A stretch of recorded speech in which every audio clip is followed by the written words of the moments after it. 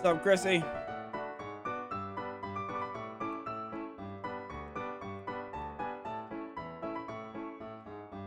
Hello. Yeah, happy early Thanksgiving. Happy early 2026 Thanksgiving. Yes. Happy early Thanksgiving. Yo, y'all know what I just realized, bro? Bro, I got like 30 something days left to finish Total Drama and then have it uploaded for our yearly Total Drama watch, bro. I have like 30 days left. How many episodes are in Total Drama? Like I think 28. We're on episode 20. I have to watch 9 episodes. Yo, what are we doing today? Watch Bungo Straight House. We're definitely not watching Bungo, bro. I'm gonna keep it a buck. Bungo is not even it's not even in the realm of possibility of what we watching. I'm not a Bungo type of guy. Anyways, how are y'all doing, chat? How are y'all doing?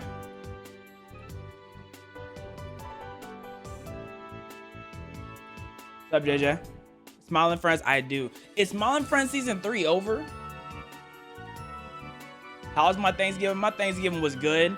You know, I didn't have a drunk uncle fall on the ground and need to be drive home this year. So, you know what I'm saying? You know what I'm saying? So thank goodness for that. It's not done yet. I'm seeing a lot of goods. Do you know Happy Tree Friends? I know a little bit about it. What was your favorite thing to eat from Thanksgiving? Me, it had to be collard greens and mac and cheese. What can I say? I'm a mac and cheese type of guy. Let me touch the thermostat real quick. Yams, I'm not a yams dude, bro. I'm not a yams. Like, I tried it again this year because normally I just ignore them because I'm like, bro, what do I need yams for? I tried them again. I'm like, yep, this is what I remember. Mid. This is exactly what I remember yams taste like. Just a mid. Yeah. I love casserole. Shout out to my Caucasians in chat, by the way. Shout out to all my Caucasians in chat. Stray Kids, is that not a K-popper?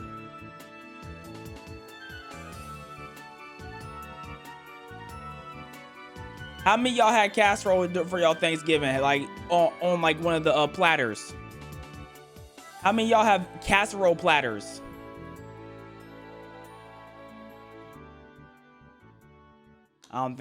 We definitely didn't have. I didn't. I'm black. See, Flo JJ has some. Flo JJ black. Don't do that. Mac and cheese better, yeah. Casserole is not. It's not good, but like, you had a green bean casserole.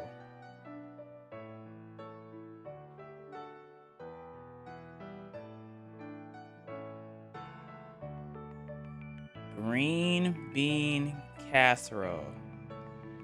Interesting. You know, I'm not one to judge, but that sounds like garbage. But I'm definitely not one to judge. But man, that sounds whack. My favorite thing to eat is you. On to the plot. Okay, so I have a couple of videos that I want to check out today.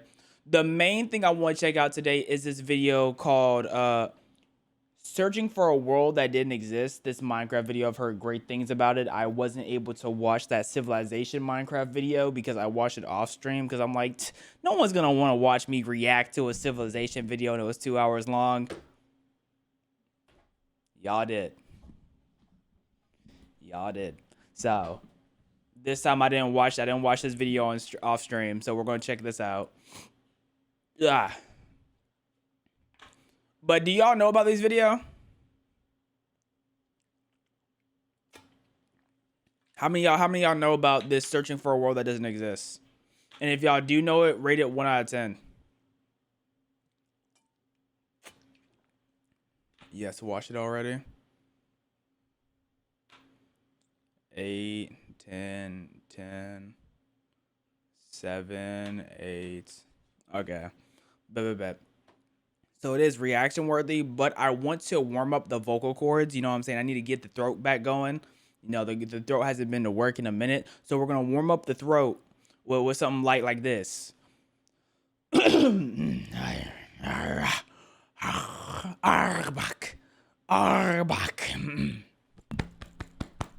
Okay, I think I'm really good. Oh, y'all getting hit with ads? Oh, that's so lovely. As soon as we're about to start getting hit with ads, man, ads have such wonderful timing, beautiful timing, some may say. Goodness. Things that were free until one idiot charged everyone. Let's get right into it. Let's see Number what things 10, used to be free. checked baggage on airlines. For decades, checking your bag on flights was completely Ooh. free. Then Who told 2008 us? hit, and American 08? Airlines was in trouble. Fuel prices were through the roof. The economy The was crash tanking, of 08. and they were bleeding money. That's when they had an idea. They decided to charge for something that had been free since commercial aviation began. That's On June nasty. 15th, That's so 2008, American Airlines became the first major airline to charge for checked bags. So we're all boycotting American Airlines. Is that what I'm hearing? The initial fee was $15. People were outraged. It was like someone had started charging for napkins at restaurants. But other airlines didn't see public outrage. They saw profit. Everyone Within just months, started doing it. nearly every major airline started charging for bags. Now airlines make more money from baggage fees than some small countries make in a year. Oh! Yo! Capitalism, bro. Capitalism. Some of y'all might not travel enough for y'all to be affected by. I'm definitely one of those people that don't travel enough, but man. Hey, America knows how to make that money any way, shape, or form, man.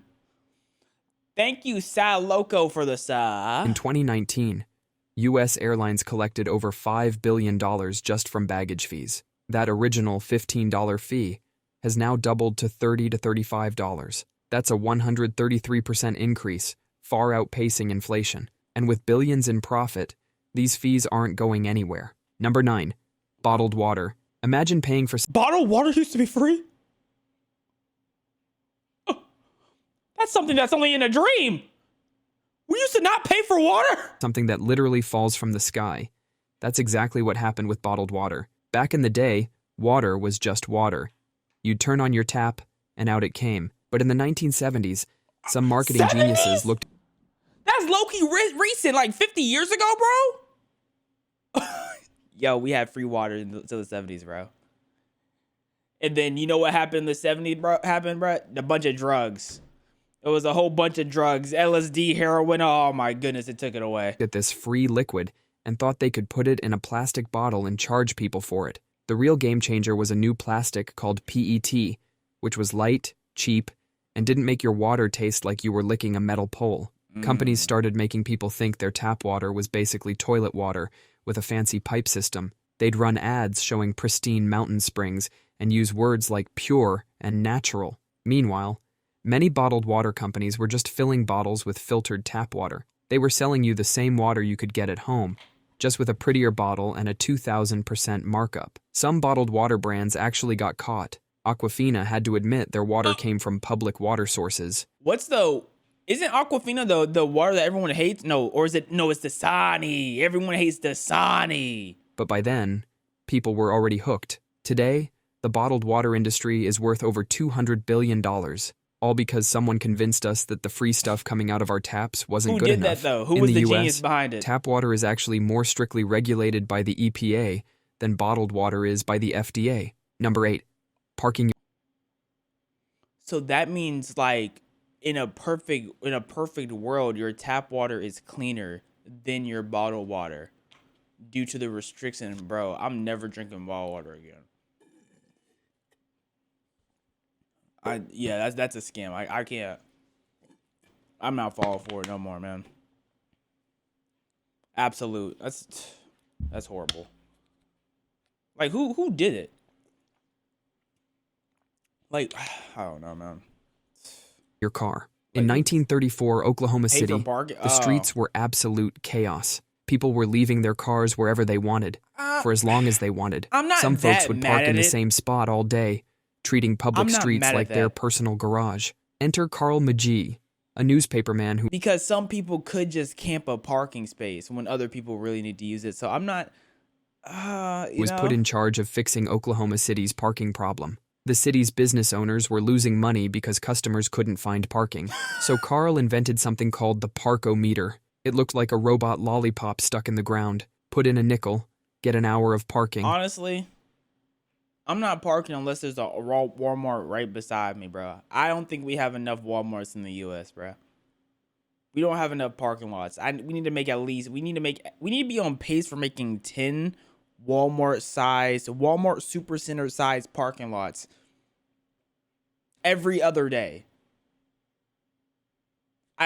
We need more parking lots, bro. The first meters were installed on July 16th, 1935, and people were furious. They called it an illegal tax, a scam, and tried to destroy the meters. But then something unexpected happened. I'm still Suddenly, blown there away. were parking spots available. I'm still blown away that we didn't pay for water until 1970. That is like there was free water. It was just I'm guessing just the water bill. Wow, that's Available just, that's downtown. blowing me, bro. Businesses started making more money because customers could actually park and shop. The city was making money from the meters and fines. It worked so well that other cities started copying the idea. Within a few years, these meters were everywhere. Carl's company ended up making millions by convincing everyone to pay for something that used to be free. I don't really live in an area where that really affects me. So maybe if I was in said area that it really bothered me, but... Number 7. YouTube Premium. Huh? Everyone to pay for something that used to be free. Number 7. YouTube Premium. YouTube Premium Back in 2005, was free? YouTube promised to let anyone broadcast yourself for free. And then they got ads. Okay. I don't know about the New York parking struggles, bro. I don't want nothing to do with New York and driving. Period. I want no involvement with New York and driving. Absolutely not. That's a nah. The early days had small banner ads at the bottom of videos. They were like that friend who reminds you they exist without being too annoying. But YouTube started getting hungry. First, they added pre-roll ads. Yes. Then mid-roll ads. We all love mid-rolls. Then post-roll ads. We all love ads. Watching a 10-minute video became an obstacle course of commercials. We all love ads. Yes. Then YouTube introduced their solution. Pay up to $13.99 a month to remove the ads. YouTube Premium, due to the amount of YouTube I watch, is the best subscription service for me. Like, when it comes to bang for my buck and time saved, YouTube Premium's the best one for me.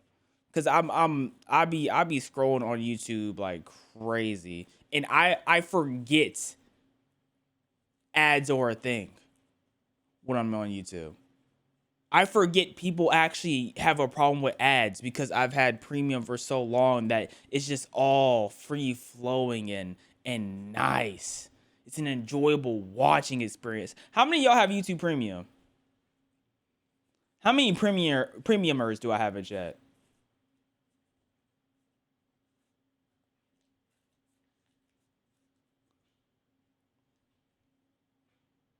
YouTube Premium is $13. Netflix is like $15. Like if I had an option where I had to choose one subscription service, I couldn't do Prime, I couldn't do Hulu and Netflix and all those at the same time. I'm choosing YouTube. I'm using YouTube Premium. I don't really watch shows like that. So I'm choosing YouTube Premium above all else. Sometimes the ads are interesting. I appreciate that, man.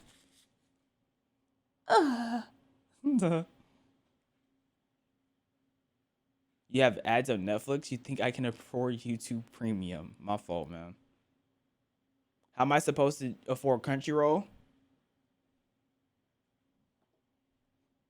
Now you know you need to watch some anime. You know how you can watch the anime. I'm not gonna say, but you know. You feel me? You know. You know, I know, he, she, we know if you need to watch some anime. It's like creating a problem and then selling the solution, just like a park releasing mosquitoes to sell mosquito repellent. The strategy worked perfectly. Yo, you know, speaking of mosquito repellent, y'all know like 90% of the bee population has died since like the early 1900s. And the only reason I bring that up is because I feel like I see bees and wasps a decent amount now, but they used to be like 10 times worse. Imagine there's a bee, but then there used to be 10x of that bee just wandering around. Like bees were really a problem back in the day. Imagine the 1800 of bees. Oh, no. 23, YouTube Premium had over 80 million subscribers paying to remove something that wasn't there originally. 80 But even after million? paying for Premium, you still see ads. They're just called integrated sponsorships now. When your favorite creator suddenly starts talking about a VPN or a mobile game, you're not paying to remove all ads. You're just paying to remove YouTube's ads, That's not the making same the service work more like it used to for free. Number 6. The rest of your video game. The year is 2006, DLC. and Bethesda released something that would change gaming forever. Horse Armor DLC for the Elder Thank you, Scrolls JJ, game. For $2.50, for the best. you could buy some fancy armor for your virtual horse. That's it. Just some shiny pixels for your digital pony. Before this, when you bought a game, you got the whole game. Oh, But he's this talking horse about armor was already in the cosmetics. game files. They just locked it behind a paywall. I've never been a cosmetics type of guy. I've never understood wanting, like, when Fortnite was having the crave and all the skins were out, I'm like, why are y'all spending money on these skins? It doesn't change the game. That was just me though.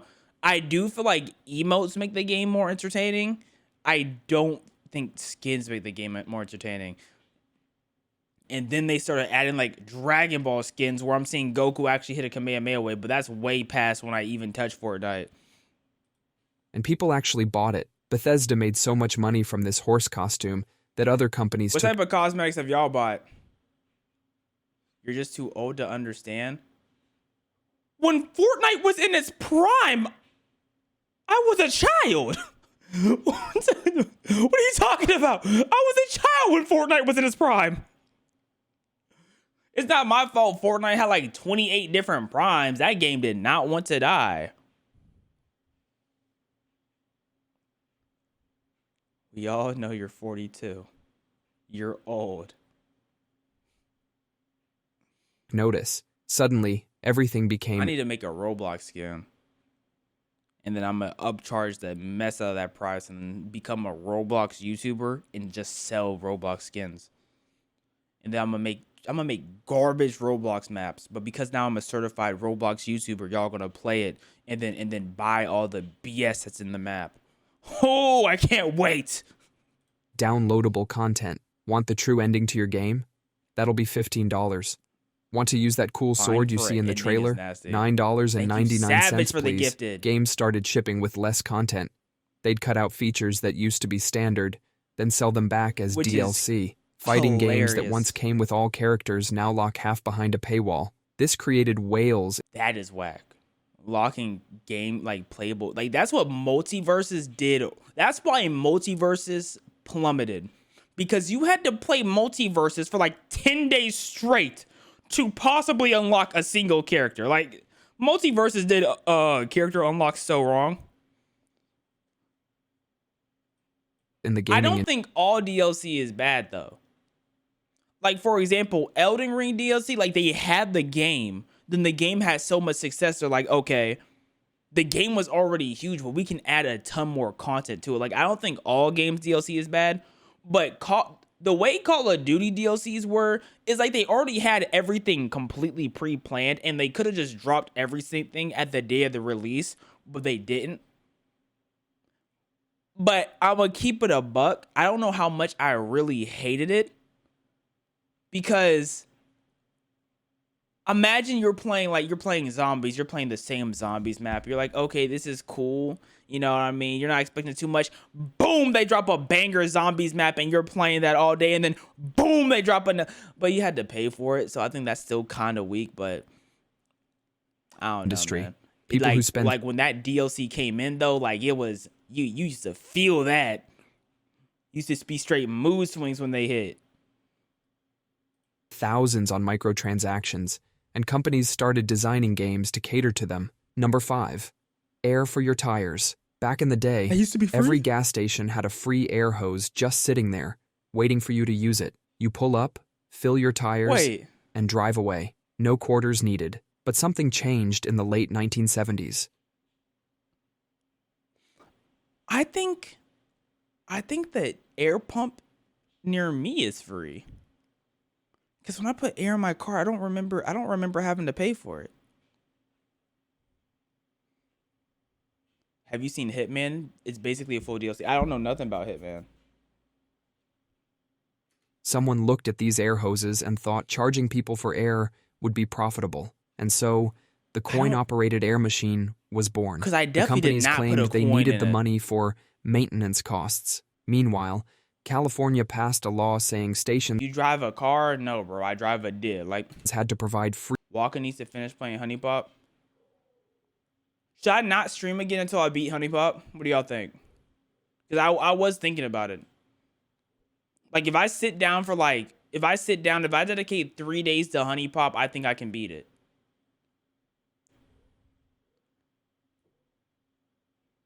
What do y'all think? Beat it? What is Honey Pop? Peak. That's what it is. Stream it? I can't stream that game. I'm not streaming that game. Like, what? Stream it? He wants me packed. free air if you bought gas. But the stations found a loophole. They made the machines coin-operated and put up tiny signs saying, "Ask attendant for free air." Good luck finding an attendant who knows about this. These machines now charge about $1.50 for a few minutes of air. That's enough time to fill maybe 2 tires if you're as fast as a NASCAR pit crew. Some stations even have credit card readers on their air machines now. Because nothing says modern convenience like paying to inflate your tires with air that's literally everywhere around us. Number 4. Resort fees. Resort fees are one of the biggest scams in the hotel industry. You find an amazing deal, $99 a night in Vegas. Okay. But when you get to the hotel, that $99 room is actually $159. I've never been to a resort, Back in the so- 90s, some genius at a Las Vegas hotel had an idea. Instead of including everything in the room price like hotels had done forever, they would split it up. That way, they could advertise a lower price and then surprise guests with extra Ingenious. charges later. It's like going to a restaurant that He's a advertises goat. $5 burgers. But when you get there, they charge you a dining fee for using the That's fire. That's fire. You know what? W for capitalism. No, thank you, Savage 999 YouTube for the sub. their chairs and plates. These resort fees supposedly resorts cover have y'all things been like to? the pool that was always free before, the gym you'll probably never use, and in-room safe usage. They're charging you to keep your stuff safe in their own hotel. These fees are mandatory, so even if you never use any of the amenities, you're still paying for them. In 2012, one hotel in Las Vegas was charging a resort fee higher than the actual room rate. Hotels love these fees because they often don't have to pay travel agent commissions on them and they can That's be hilarious. taxed differently than room rates. Number 3. Online news paywalls. The Wall Street Journal changed the internet. I will click on a headline. The second they don't immediately let me see the page, I don't care no more.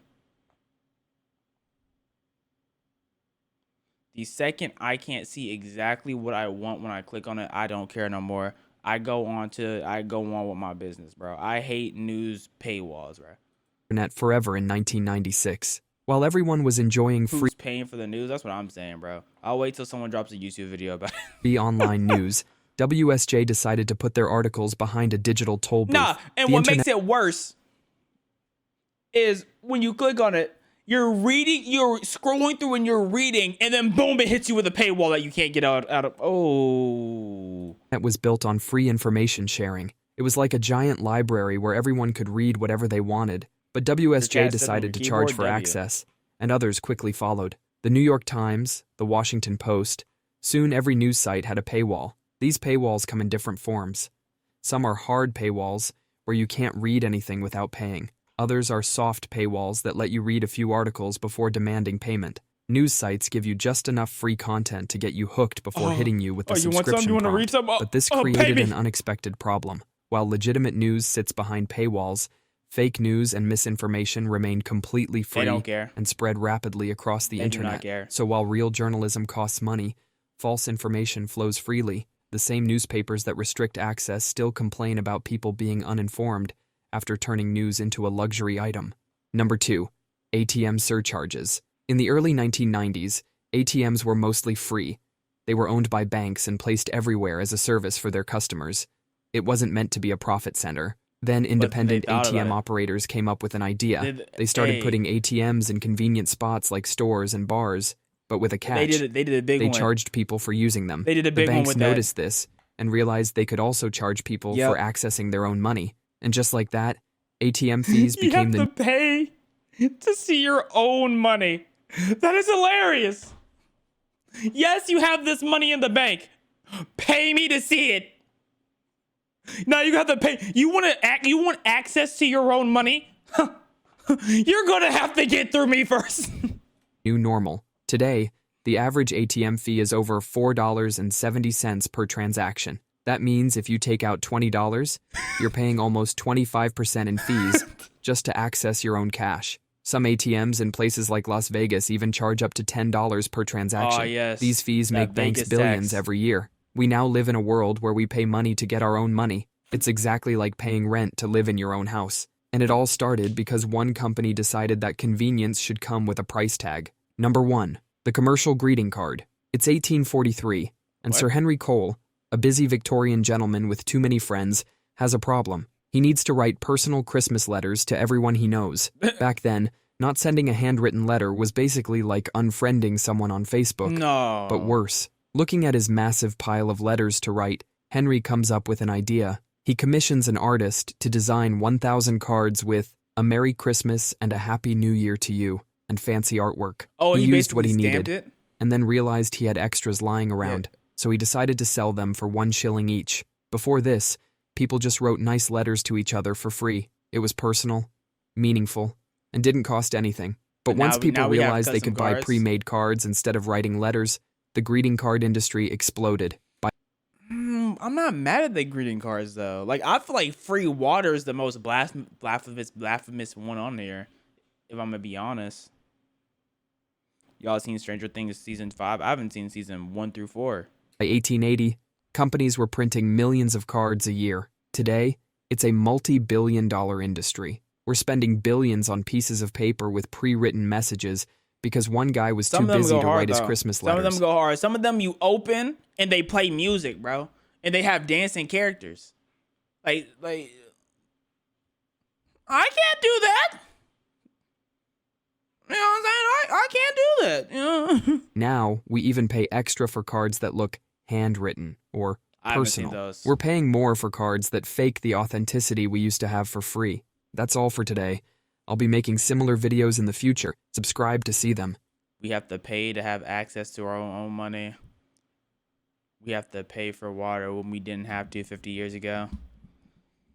I can't wait until oxygen becomes limited and we have to start paying for that, man. Chill Dude Explains, amazing video.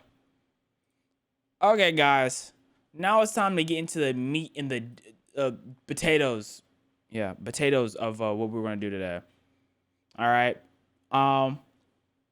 Heard great things about this video. I'm hoping that this is great. I'm hoping that this is fantastic. So without further ado, let's get into it.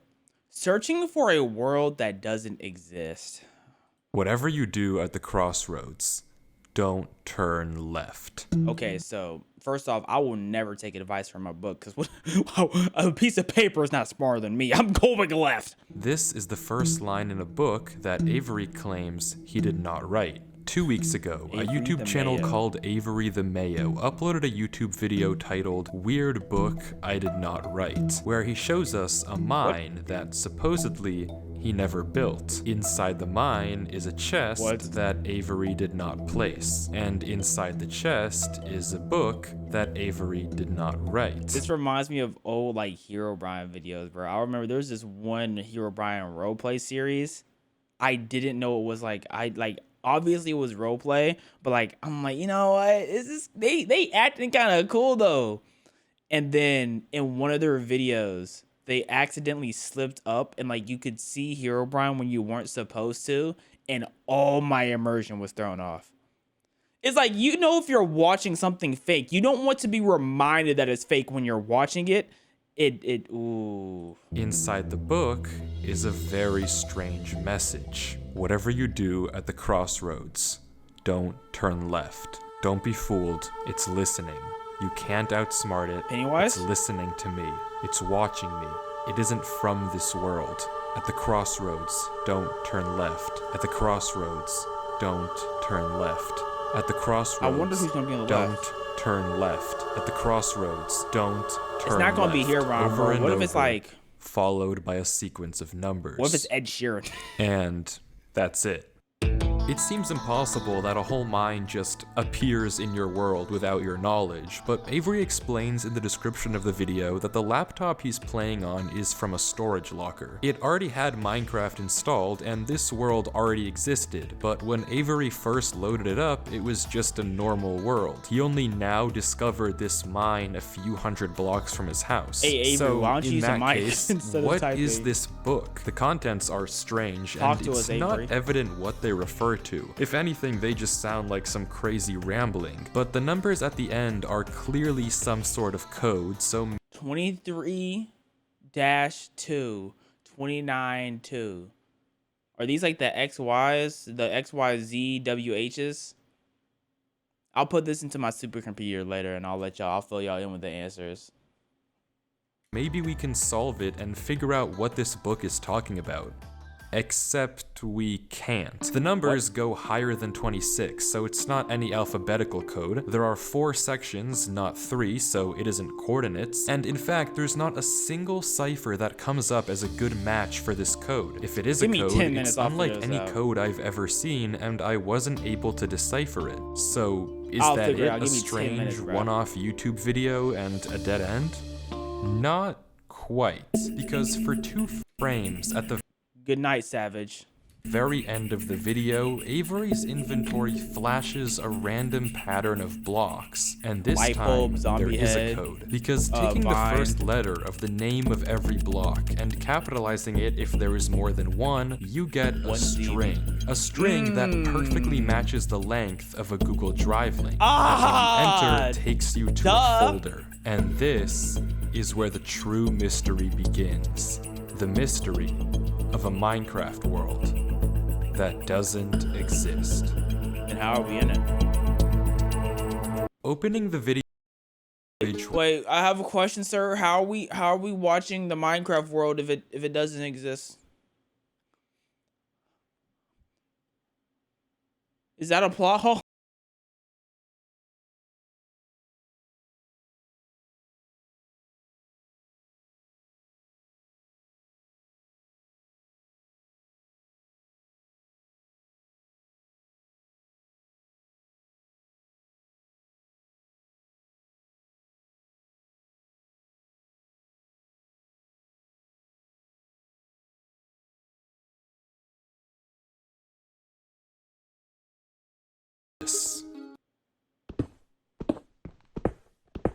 Avery played.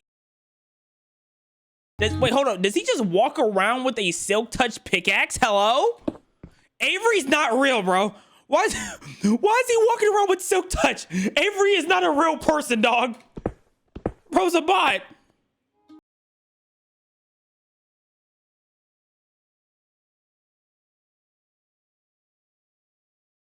And sees this. Nani? Oh, those are already torches placed It's down? hard to make out, Or but is as it he just walks lights? closer, we can see what it is. Lights? Moss and grass. This is Randy immediately a Moss. red flag because this kind of terrain does not generate in caves. Avery checks underneath it, but there's nothing else either. And not when a he real runs back cave, to grab his torches, he notices yet another patch of moss in the corner of the cave. Again, not natural, but not leading anywhere either. It's only when he heads back down the cave does he see it. Avery in the chat says, "No, I'm not a bot." I don't know, man. You're moving real body. You're moving real body, Avery. Tree.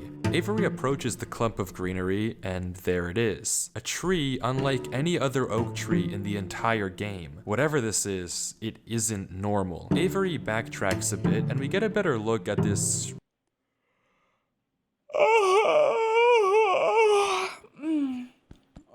W yawn. W yawn. W yawn. W yawn. W yawn. W yawn. W yawn. My fault. Oh man. Ugh. Does everyone eyes water when they yawn? Y'all eyes water when y'all yawn? Is that a everyone thing or is that a some people thing?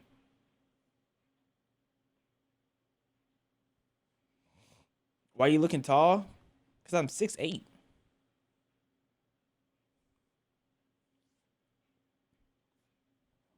How much do you make a month, Walker? Enough to order 5 guys at least once a month.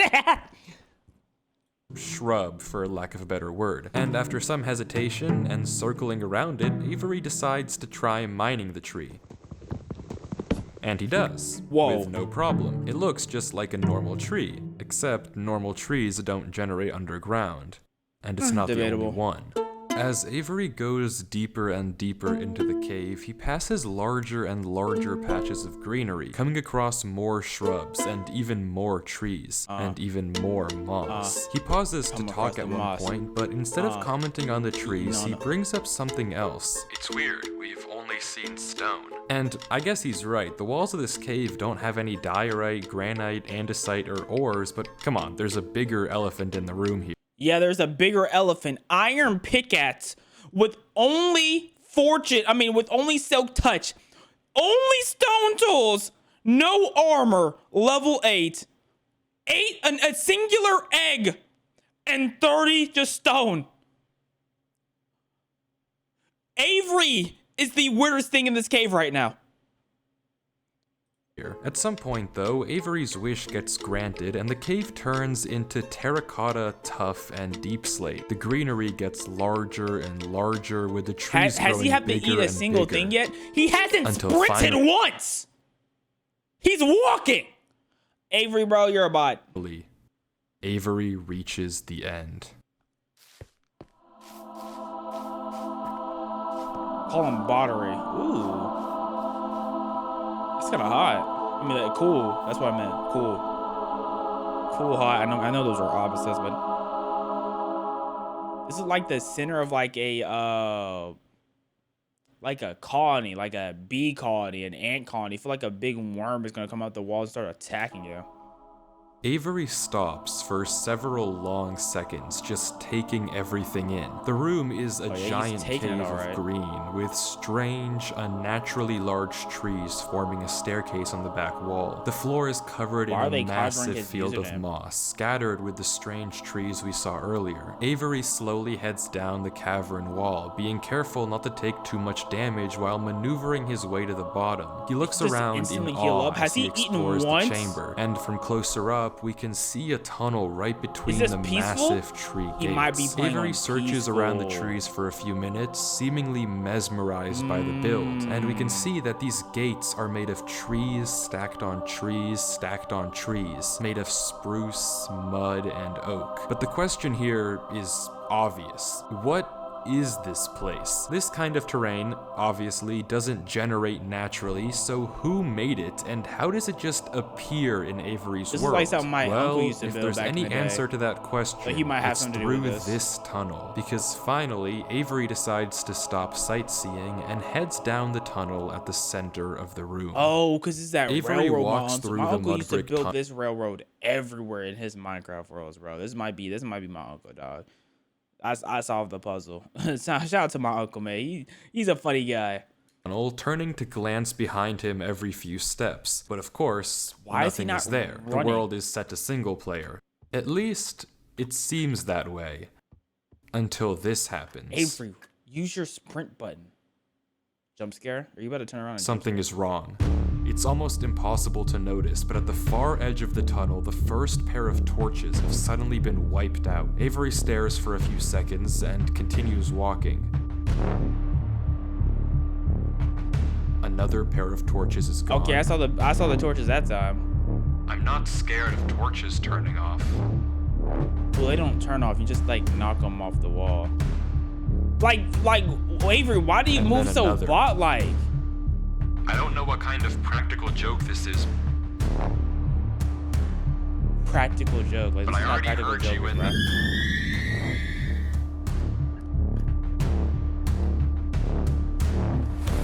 Man has the survival instincts of a stick of celery, bruh. A toasted Pop-Tart could survive better than Avery. What is he doing? I'm not scared of a game. Hello, I am.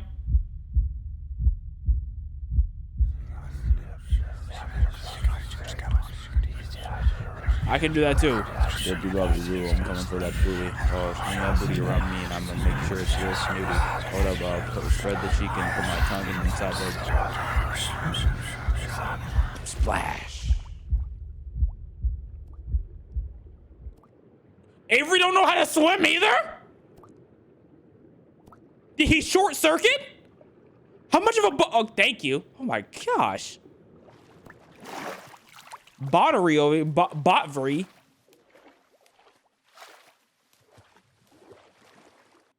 He not even I don't swimming. know why I just jumped down. I wasn't scared, but I felt compelled. I've never felt like that in my life. Avery is an amoeba, bro.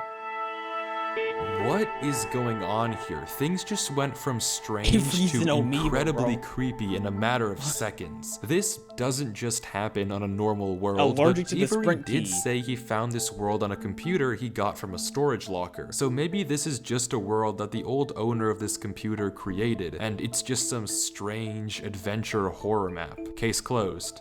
Except it's Some not, storage because the locker. video What files aren't locker? the only thing in this Google Drive folder. If you remember, there's also this PDF, and opening it, we see this. My exploration into a strange tunnel I found in my Minecraft world. I've been playing this world for a while and just discovered this. This is my documentation of the search. Notably, when I installed Minecraft, this world came pre-created. Always thought that was a little strange, but I'm not really sure. This seems okay enough, but remember what Avery said earlier. He found this computer in a storage locker with Minecraft installed. We heard Not that. he installed Minecraft and this world was there. Admittedly, it's a pretty small difference, but still, why the conflicting stories? Something you may have also noticed maybe it's that I not can't Avery's explain is whatchamacallit. why Avery's name is now censored. He wasn't censored in the previous videos, but now he's both hidden his name and Well, I changed thought- his skin. I thought this obviously wasn't Avery though.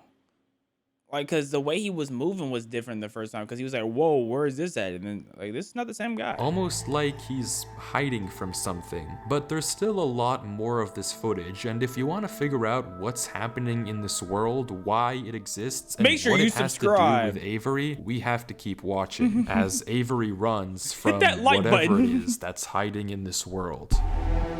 Avery says he has to keep moving, even if he doesn't exactly know why, and the only way to go is down. Avery takes a leap into the giant pool of water before Also, he him can and press the sprint swims button. down into See, a look, junction he of can tunnels. press After sprint. some hesitation, he burrows himself in the left wall for air before swimming down the left tunnel. He continues Man to didn't sprint navigate this through whole the dark time. water, the But now he tunnel can getting swim. narrower Yeah. and narrower, with no end in sight.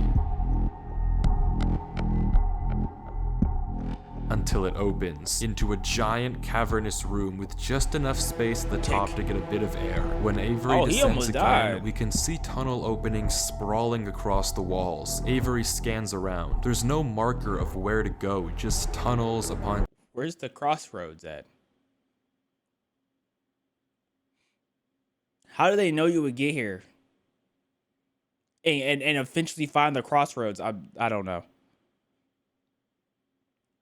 Thank you, YMac422 for the sub. tunnels as far as the eye can see. And then he hears it.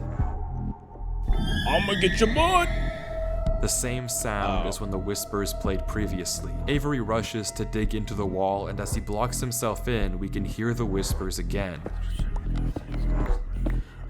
Come for your butt. Sure that you cover it up. Come for your butt. Make sure you cover it up. Come for your butt. Quieter, but still there, as if they're passing by him. When the coast is clear, Avery digs out. But now what? He has no choice but to gamble on a tunnel Log and out? hope it's correct. He scans the walls again, no obvious sign of which one to pick. So finally, he rolls the dice. Which one do you choose? I don't know. I'm just logging out for the day. The tunnel man. I gotta go leads to work. another junction, and again, after a slight hesitation, When did he Avery get a baked goes potato? left. The tunnel continues. His hunger bar went down. Does he have a Getting baked potato in his narrower. inventory? Yo, eat your baked potato. Heal Narrower. up. Eat your potato and heal up. And narrower. Man, Until battery is not finally- locked in. AveBot is not locked in at all. Is that what is that, Rayquaza in the sky? Oh, more trees. He finds himself in the oasis. The trees are Avery growing on looks concrete. around the room, strangely, almost peaceful. He's in the middle of a square pond, flanked on all sides by the same uncanny trees. He stares off at the water for a second before towering up and getting a good look around. Avery Nothing treating but Minecraft trees like as it's far as real life. Like when you staring off into things, he's like, whoa, look at that scenery. I've never seen anything so unnatural. Let me just stay here and stare. the eye can see. For a moment, he pauses.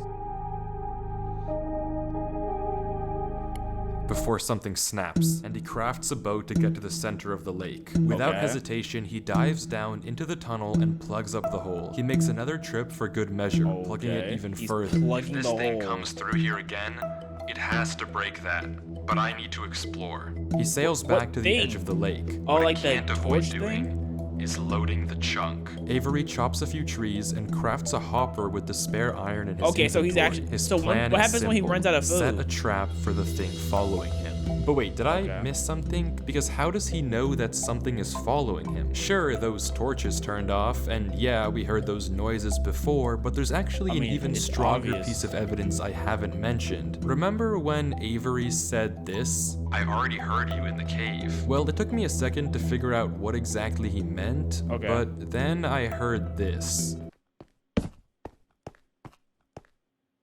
It's almost impossible the to extra make step. out, but on a few separate instances, while Avery was walking in that original cave, he would randomly pause for a second or two, and now we know why. He was listening. Every time he paused, for just a brief moment, you could hear footsteps on the stone behind him. Hey, Avery, have you tried using the sprint button? Stopping just a fraction of a second too late to be quiet. But okay, if something is somehow really following Avery in a single player world, how can he stop it, or at least get it to reveal itself? Well, that's exactly what he's doing right now. Like he said, he needs time does to a look hopper around wanna do? and explore this world, but while he's gone, anything can just swim through the hole and replace the blocks to make it look like nothing happened. But if Avery turns down his render distance and puts items in this hopper. If he then goes far enough away and unloads the chunk, the only way for the hopper to be empty when he returns is if something loaded the chunk while he was gone. And then, whatever was following him would be exposed. The trap is set. Now, it's time to explore. Okay, AveBot, what do you got for us? You lower the render distance and it's surrounded by a bunch of trees. So clearly you're trying to make the scenery scary. You know, for something to like pop up. Like who knows? We might have missed a couple of eyes. Like hold up, I think I saw an eye. Wait a second. Hold on. There's an eye like right there. Come. He's over here. Watch this. They thought they were gonna get these eyes away from me. They're over here. You see that? That's a person right there.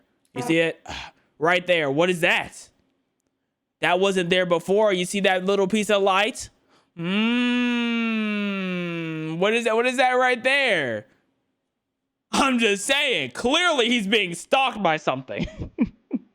Y'all see that little bit of light?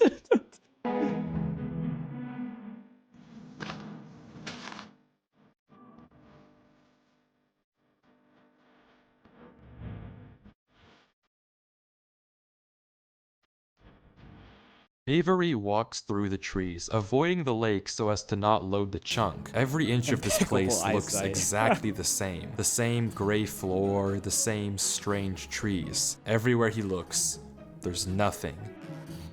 Until, just in the corner of the screen, there's a sign. But it's hard to spot, and Avery doesn't seem to see it, and he keeps walking. Then he pauses. Interesting. That's the third sign we've seen so far. What?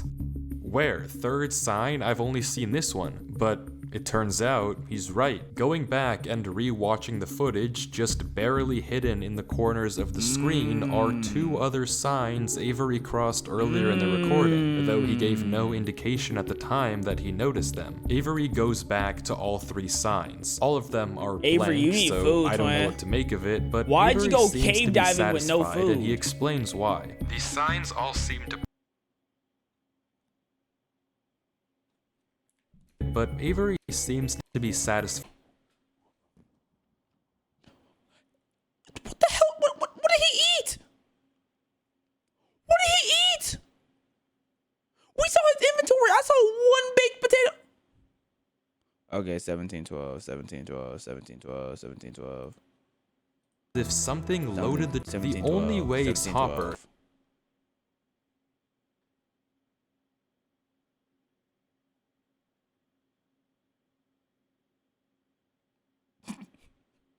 I know a potato don't fill up four hunger bars, bro.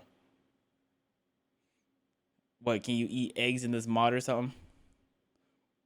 Bro ate rocks. He spawned it in creative. Like you're not slick. Wait, what happened right here? The most replay point. Is this where I saw the thing in the corner? Corner of the screen. Oh There's no, a this is the sign. But it's hard to spot, and Avery doesn't seem to see it, and he keeps walking. Bro ate the egg. But it turns out he's right. Going back to at the time that he noticed them, to make seem to point back to all three signs. All of them are blank, so I don't know what to make of it, but Avery seems to be satisfied, and he explains why. These signs all seem to point to one place. Both of these angled ones point in the same direction. And he's right. If you line up a coordinate grid with the location and rotation of the signs, you get this. So he's right, all of them point a certain way. And Avery just thinking about all this? Intersection, it hits you know who the only person who's thinking about the direction of the signs is? A bot!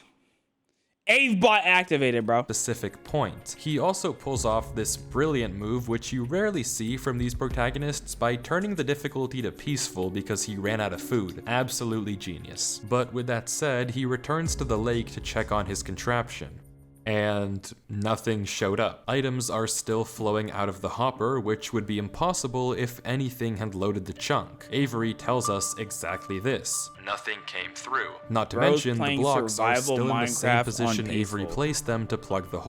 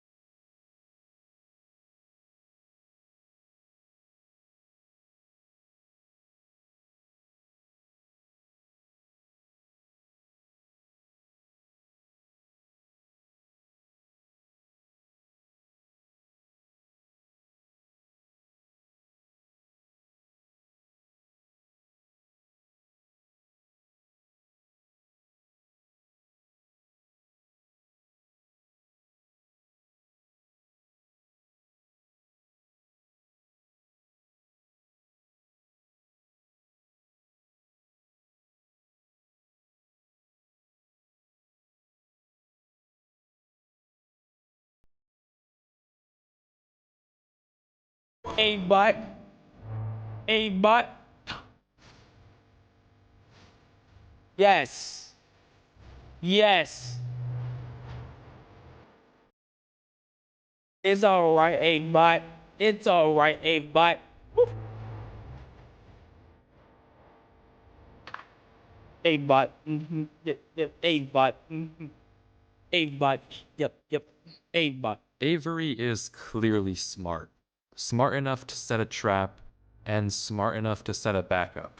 But whatever this thing is that's following him, it's smart too. Smart enough to block up the tunnel it entered from. Smart enough to refill the hopper with items after loading the chunk. Smart enough to hide its presence. This world seems to be guiding Avery somewhere. The whispers in this tunnel coercing him to enter the cave. The signs pointing. What if it's just his dad playing a prank on him?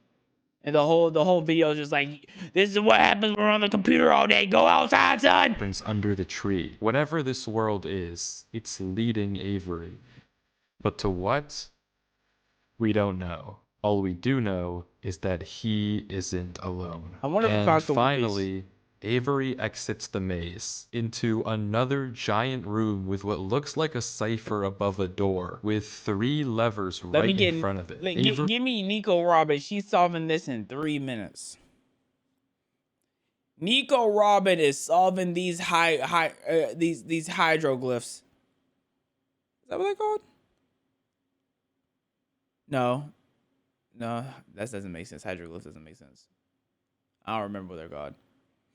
But Nico Robin's solving this in 5 minutes. Avery stares up at it, says he'll need a pen and paper, and blocks up the tunnel where he came from. The footage ends with him staring up at the code, deep in thought. Hieroglyphs. From what I can see, the code atop the doorway looks something like this. It doesn't immediately remind me of anything, and plugging it into a cipher. No, I got it. Watch this. Like this. Okay, so you see the OMC. What it's trying to do is it wants to be corrected to OMG. You see this CVD? It wants to be wants to be transformed into DVD, and the LPC, it wants to be turned into LCD.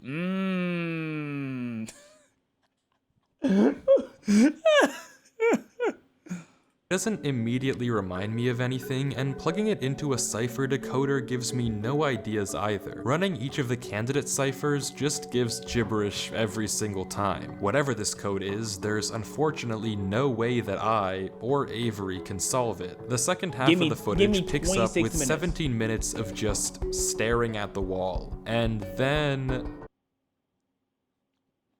he gets it. Okay, I guess it was solvable. Avery says it's a good poem, but doesn't actually reveal what it says. Watch it. Okay, I get it. Okay. Let me see the thing again. Show me the letters. It looks something like this. Okay. Oh my Christ, to save the Juan before he travels to hell. How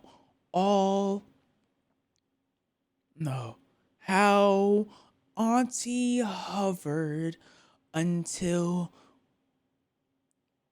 Bryson wondered lowly, vibrantly. Okay, I got it. Trust us. I'll put it together.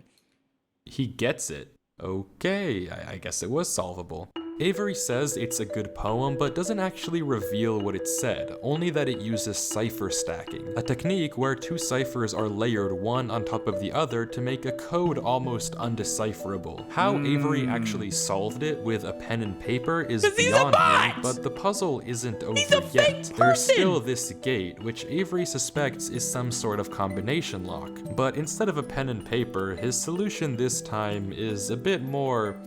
how do I put this? He's just gonna break the wall. Efficient. Yeah, like...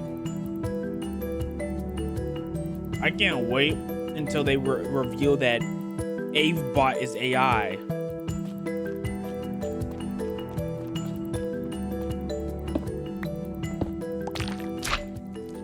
that, he's... Wait. Who's Durlord 3? For the first time in this footage, Avery's sensor bar lingers for just a second too short. Forget that. Why is he not sprinting and jumping? That's basic Minecraft 101.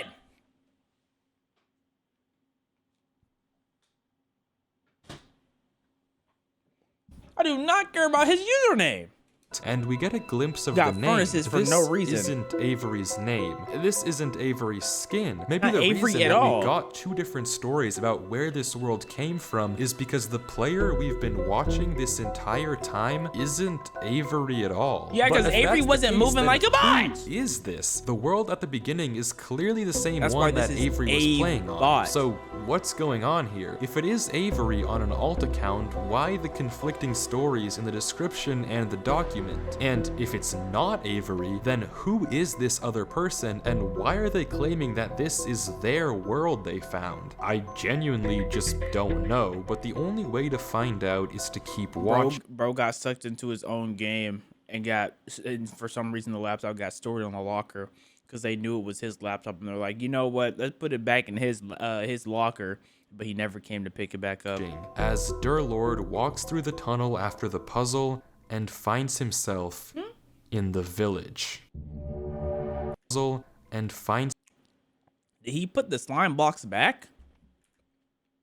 watching as Durlord walks through the tunnel after I guess he puts the slime blocks back for whatever reason. Okay, that just the confused me. puzzle and finds himself in the village. Resident Evil Village.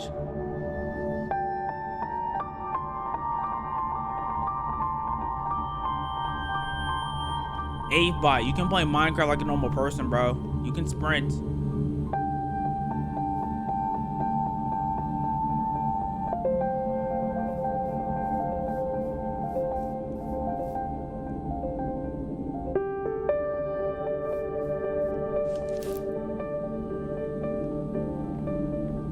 I can't wait till there's like a green screen of a real person. They're just dancing somewhere. But hey, how you doing, Avebot? Fancy seeing you here. Oh, is that a jetpack? Jetpack Joyride? Okay, jetpack Joyride reference. Yeah, at the very top, it's definitely a jetpack, bro. That's hard.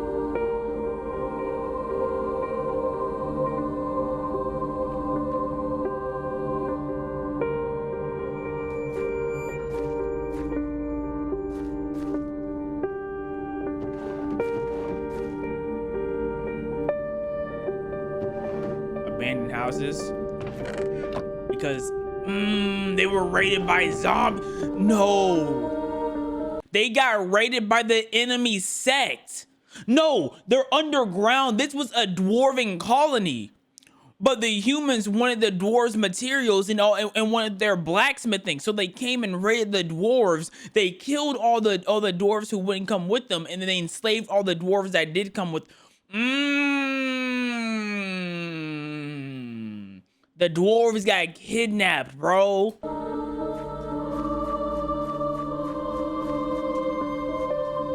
Can I get a W ad spam? Can I get a W ads? Shout out TB, we'll love the ads.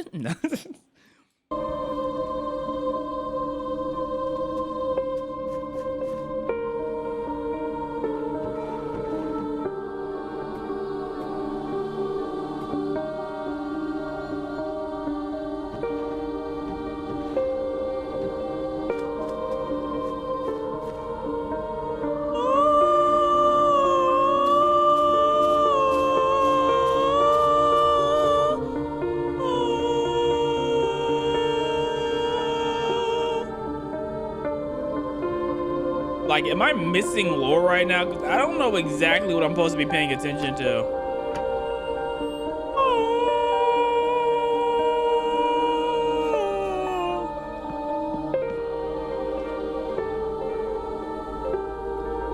That is not a jetpack. Like something I made when I was in 8th grade. I used to be a professional artist. I like architect too.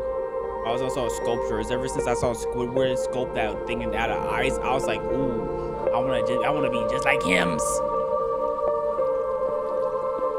Man, when he's gonna get stalked again? Like, is he gonna get killed, bro?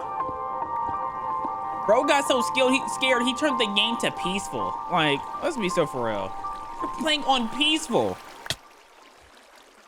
Man, scared of smoke. Haven't seen empty. a single zombie. This village is strange. It's clearly abandoned, if the cobwebs and literal holes in the roof didn't make that obvious, and all the chests and containers have nothing inside of them. There's also an interesting amount of yellow in the carpets, beds, and flooring, but wherever Durlord looks, he can't find anything of interest. No lead on where to go or what to do from here. The fountain and statue in the town center is by far the most eye-catching decoration here, but like we can see, it too is empty. There's no path to take. What if he digs down? So is this the final area then? The final answer to what's been going on with this world and what's been following him? I'm not sure, and clearly Durlord isn't either, since he keeps looking around for anything out of the ordinary. Anything that might give him a clue of where to look Bot next. already solved it.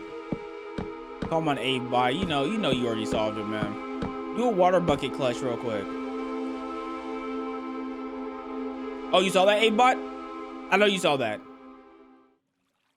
Yep. Go.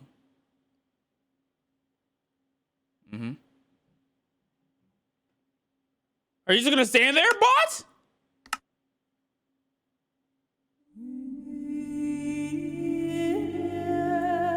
No!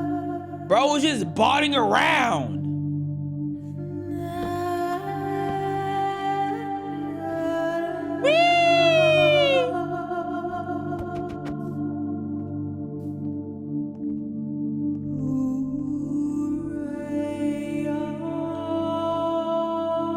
So that was like a fancy witch hut.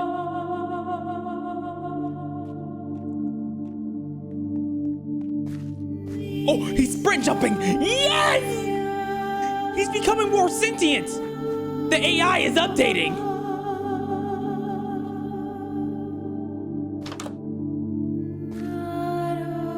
Bro's scared of doors. Come on, Bot. Shouldn't take that long to calculate. Got the pea yellow stairs and flooring.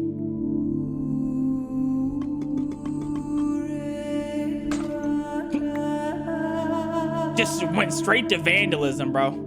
You are a boss. All the resources it takes to make you, bro.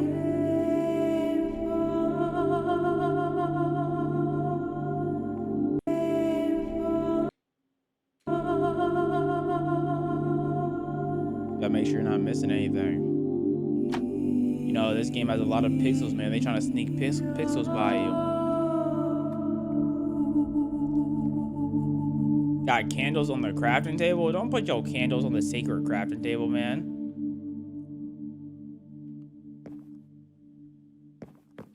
Get one of those books out of the bookshelf. Maybe we'll teach you something. Okay? Get one of the books out of the bookshelf, dog. Now, Avebot, how did you know that was there? You were just breaking random things and you just saw it there? Avebot, how did you find that? Oh, the bottery.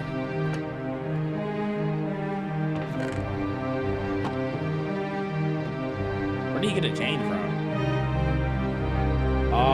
The Philosopher's Room. Is this where he was crafting the Philosopher's Stone?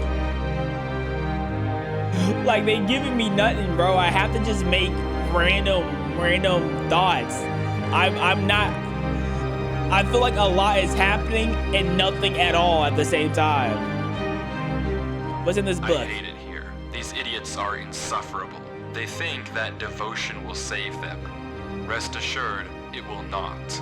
Not that it will do them any good to believe that anyway. The ones who realized it pretend they didn't. But it doesn't help that there are some of them who truly believe they'll be saved. The king is coming, Maya.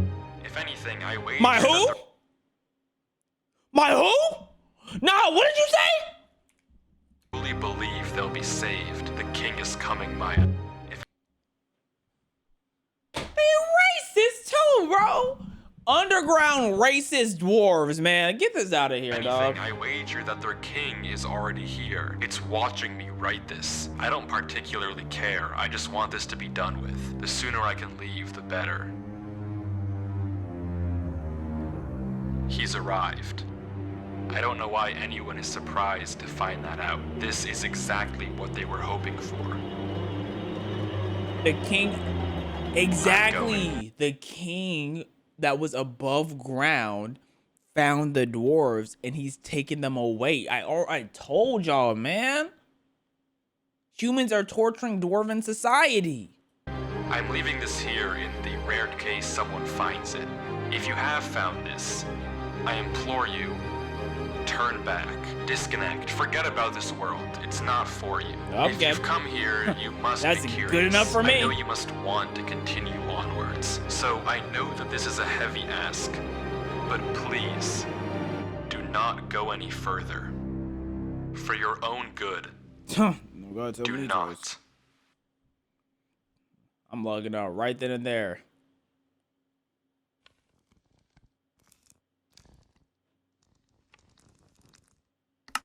Like someone creaming in my ear?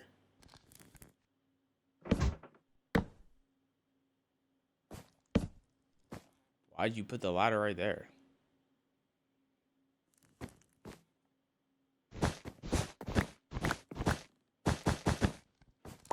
What? Bro, like this is the AI bot acting up. Like, he wanted to randomly hit the ground to make us feel like make us think he didn't really know the answer the whole time, bro. Avebot, you're not fooling nobody. Pause the video and look at chat. What? So for me to potentially see a spoiler and y'all ruin the video for me? I think not.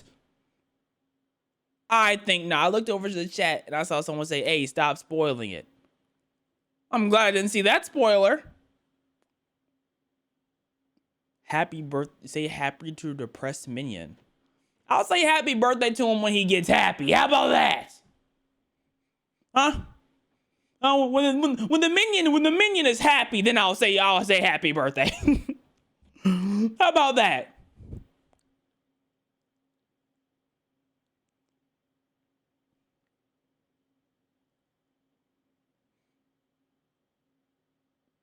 I will say though, I'm about to go get a toothpick real quick. Oh.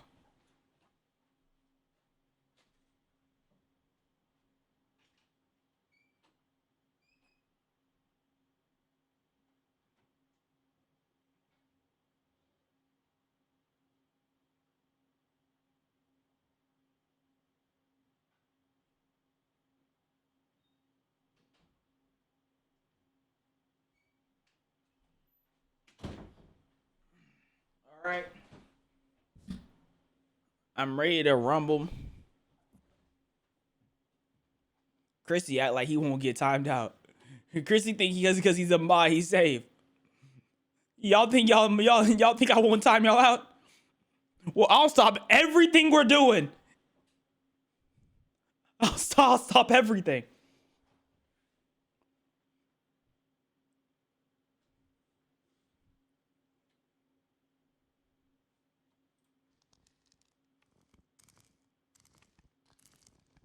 Bro, staring at the doors like they're gonna just open themselves. Like, move, Avebot. It's like he has to update his AI after every single thing happens. I've seen this tunnel before. This looks awfully familiar.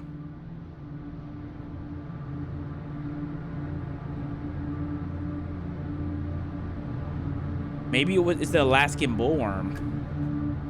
That could very well be the case. And then they started putting torches wherever it carved out. And they started treating the Alaskan bullworm like a god.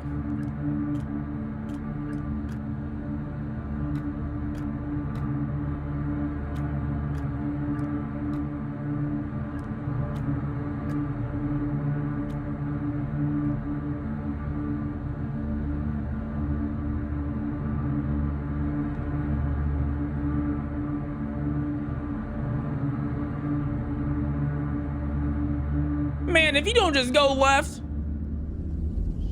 This is where you're not supposed to go left at the bro, go left. Oh, you see what he did there? It's a loophole. He technically went right because he was looking the other way. Oh, he's a genius. He's a genius. Oh, he's so intelligent.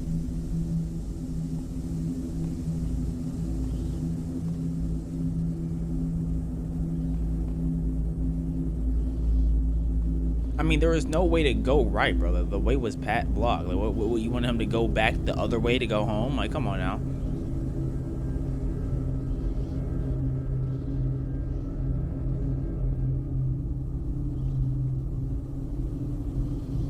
So those are just black void blocks? Like, they're not even real blocks for real?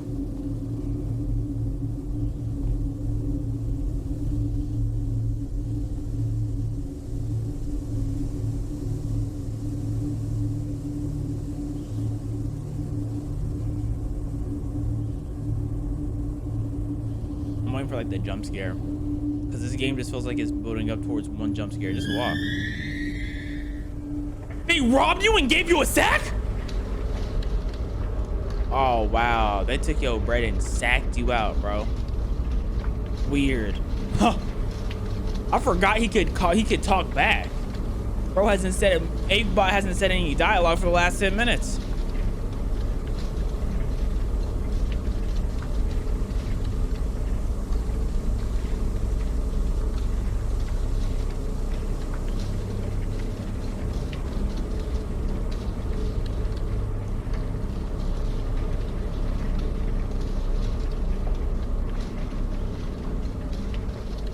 Just darkness on the screen. Can't see a dang thing.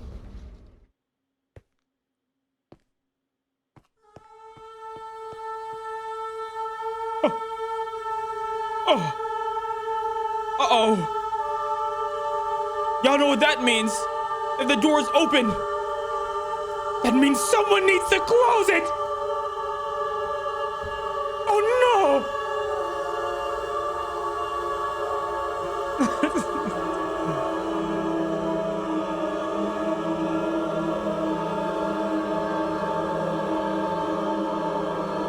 Are you about to go to a church or something?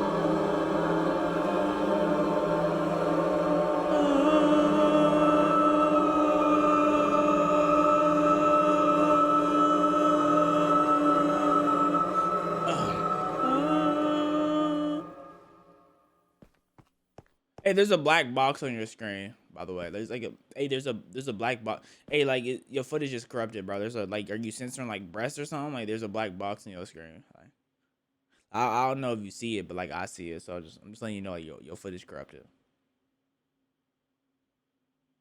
Hey, bro, like are you lagging? Like are your frames low? Like are you good? Like what is there, rabbit dingle on the screen? Like why is it still on the screen, bro? Like, he goes into that world and the computer breaks. What is this, the digital circus? Like, like it's a room that breaks the fourth wall. If you don't go back into there, bro, scared of black boxes?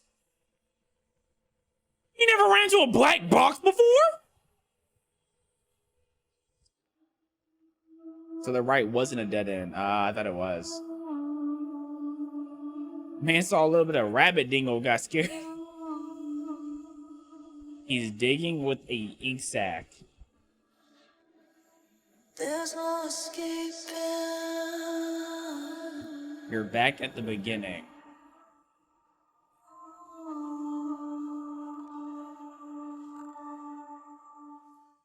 What is that box with arrows on it? That block with arrows. Whatever you do at the crossroads, don't turn left. Don't be fooled. It's listening. You can't outsmart it. It's listening to me. Okay, so now we're about to go. It isn't from this world. At the crossroads. Okay, so now we're about to go to the real Avery point of view. Don't turn left. And not Avery. At the crossroads. Don't turn left. At the crossroads. Bro, you are a bot. There's no way you can't type the correctly. Footage ends. Right there. Durlord was the person who wrote the book in Avery's world. How it shouldn't even be possible that the tunnel led him back to that mine. Durlord found this world on his computer, and Yeah. Avery found Durlord's old laptop in the storage locker. Guys, I think when I go to the crossroads, I'm supposed to turn left. I don't know. Maybe I'm tripping. It's just a hunch. It's just a hunch. I think I'm supposed to turn left. Oh, that's a good stretch, baby. And has been playing on it ever since. But what is this world? What was following Durlord in this footage? And most importantly, what was behind those gates? I didn't put that sensor bar there, that was in the original footage. Whatever is behind that black square was enough to drive probably the smartest protagonist I've ever seen into running for his life. Something Might that be a a whole Komodo village Dragon of Ball. people was Who trying knows? to summon. Something that this entire world has been hiding. A king? What does that even mean? I don't know what to tell you, but I can tell you one thing. The code at the end of the book, now with this footage, It's we just like- can yeah, it's just solve it. footage, Each just like number date and time or corresponds something? to one slot in Durlord's inventory. Oh. 1 here and 36 here. Take the first letter of each item, or whatever number is indicated after the dash. From that, we can get this. Run Avery. It's here. Durlord was giving one last warning, hoping that whatever was following him wouldn't see. And how is the real Avery supposed to put that together if he's not a bot? That was a bot code. The Krabby Patty formula type of code, secret. How are we supposed to break that down? Ave bots? But how? How would he possibly know that Avery would find this world? There's no way for him to know who Avery even is. his Whatever father. he saw behind those doors, whatever he knows about this world now, we may never understand. But one thing is certain. Whatever was coming for him is coming for Avery next. This isn't over. Watch like the ending just be like what's coming after him is just YouTube ads. It's just Geico. Do you want to save some money on car insurance? You want to save 10% or more on car insurance? What? That was it? What? That was a video of Blue Balls. Blue Ball the video. What? I was hearing people compare that to the Civilization video. That's not better than the Civilization video to me. That was just I didn't get nothing from that. That was so unsatisfying.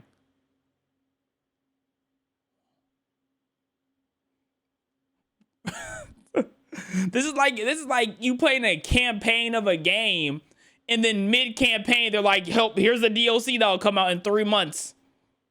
Wait 4 months for the DLC to get this ending. What? Part 2? Is there a part 2? And there's no part 2. That's the last video, dog.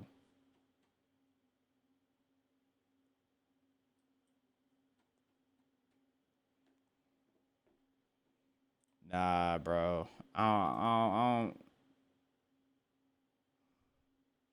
not. Whatever you that do- was not it, bro. Would you survive horror quiz? Would you survive the night? This is a survival quiz. Hold up, because we did do one of these quiz before. We did a zombie apocalypse quiz.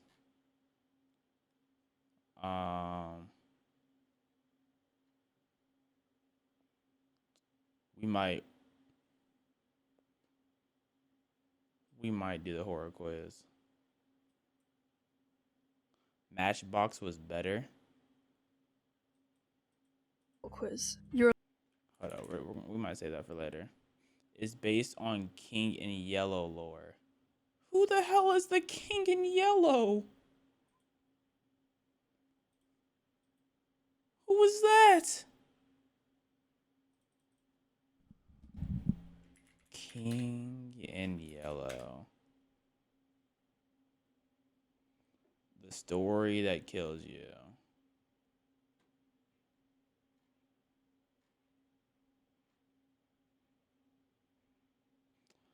Anywho.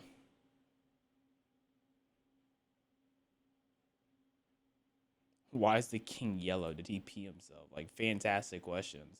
Those are the questions we need to be asking. Man, they should have just showed at one point in the video, like, don't mind at night. I know you looking at that cave and you're feeling kind of brave. And it'll be alright. Oh, mine at night.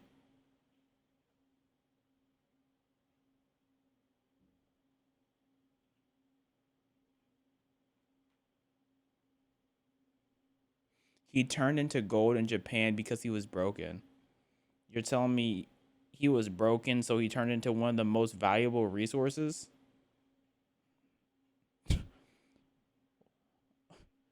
Don't we all want to be broken then? Y'all see that panda? His head never stops moving. His head never stopped moving. It's forever in motion. It's forever in motion. Because the motion never stops. You know what I'm saying? Motion never stops. Houses don't stop. They keep going. You can lose your life when you keep going. And when it's right when you keep on. At least we can say around that money around the Okay. So we have random screenshots out of context. We have horror movies that actually scared me. And we have innocent cartoons with disturbing backstories. Which ones y'all want to go with? Horror movies that actually scared me. This is by Derek. Derek the Goat. We have screenshots by Kyle Druki. And then, okay, so we're going to do 1 for Derek, 2 for screenshots, 3 for innocent cartoons with disturbing origins. 1 Derek, 2 screenshots, 3 cartoons.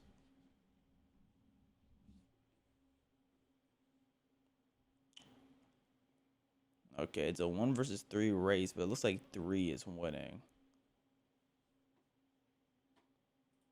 It's a 1 versus 3 race, but it looks like 3 is winning.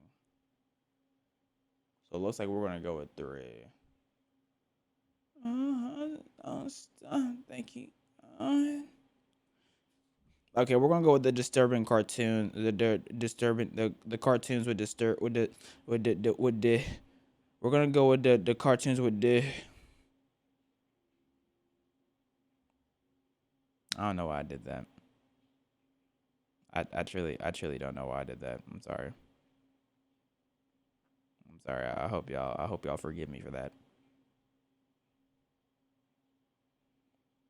Cause sometimes you know you knew how it be. Sometimes like sometimes you say something, you don't fully think it out. Like me personally, I don't like my cartoons with this. Actually,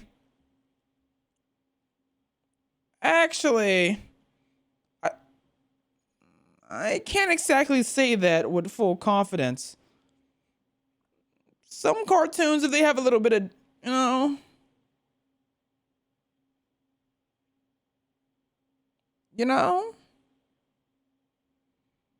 that's neither here or there. You know what I'm saying? We're gonna leave that alone.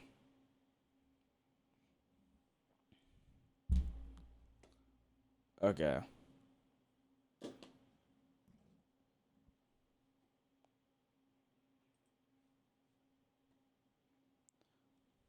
Innocent cartoons with disturbing origins. Like Black Ops 2 zombies. Walker, you're so AI, period. I'm as AI as they come. Some of our favorite childhood cartoons have backstories that are totally inappropriate for kids. And in this video, we're gonna uncover them. These are cartoon characters with disturbing backstories. We'll start with letter cases and work our way to the most shocking. So my goal this year, guys, is to increase our uploads without sacrificing quality, but I'm not gonna lie, it's harder than I imagined, but I'm not gonna give up. So something that would help a ton is if you guys could subscribe, and I promise to do my very best to make the best videos I can for you guys. I'm Visual Venture, and you are awesome. Thank you. Peter Pan. The world calls Peter Pan a hero, but is he really? In the original story, he ends innocent people. No. Most people think he's a good guy because of the way Disney portrays him. The cartoon was a hit, making $87 million on a $4 million budget. But Disney Peter Pan, I know he's a menace. I forgot how he's a menace. I also, with the honey from Winnie the Pooh, they were trying to say that the honey was eluded for drugs or something like that. Ice King, I don't remember Ice King's off the top. Let's let him be. Disney's cheerful movie doesn't match the original character. The real story was written by J.M. Barrie in 1904. That's over 100 years ago. Barrie was obsessed with the concept of eternal boyhood, so he wrote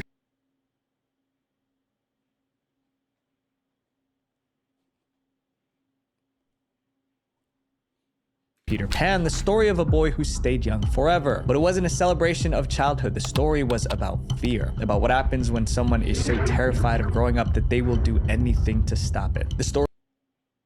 I should have let him speak. I should have let him speak, because that's kind of hard. Okay. At first, he had me looking like, but okay. That's hard. That's hard. I can respect that. The story began with Peter flying through the streets of London. He was searching for kids to take to Neverland. Well, come on, Wendy. Let's go. Where are we going? To Neverland.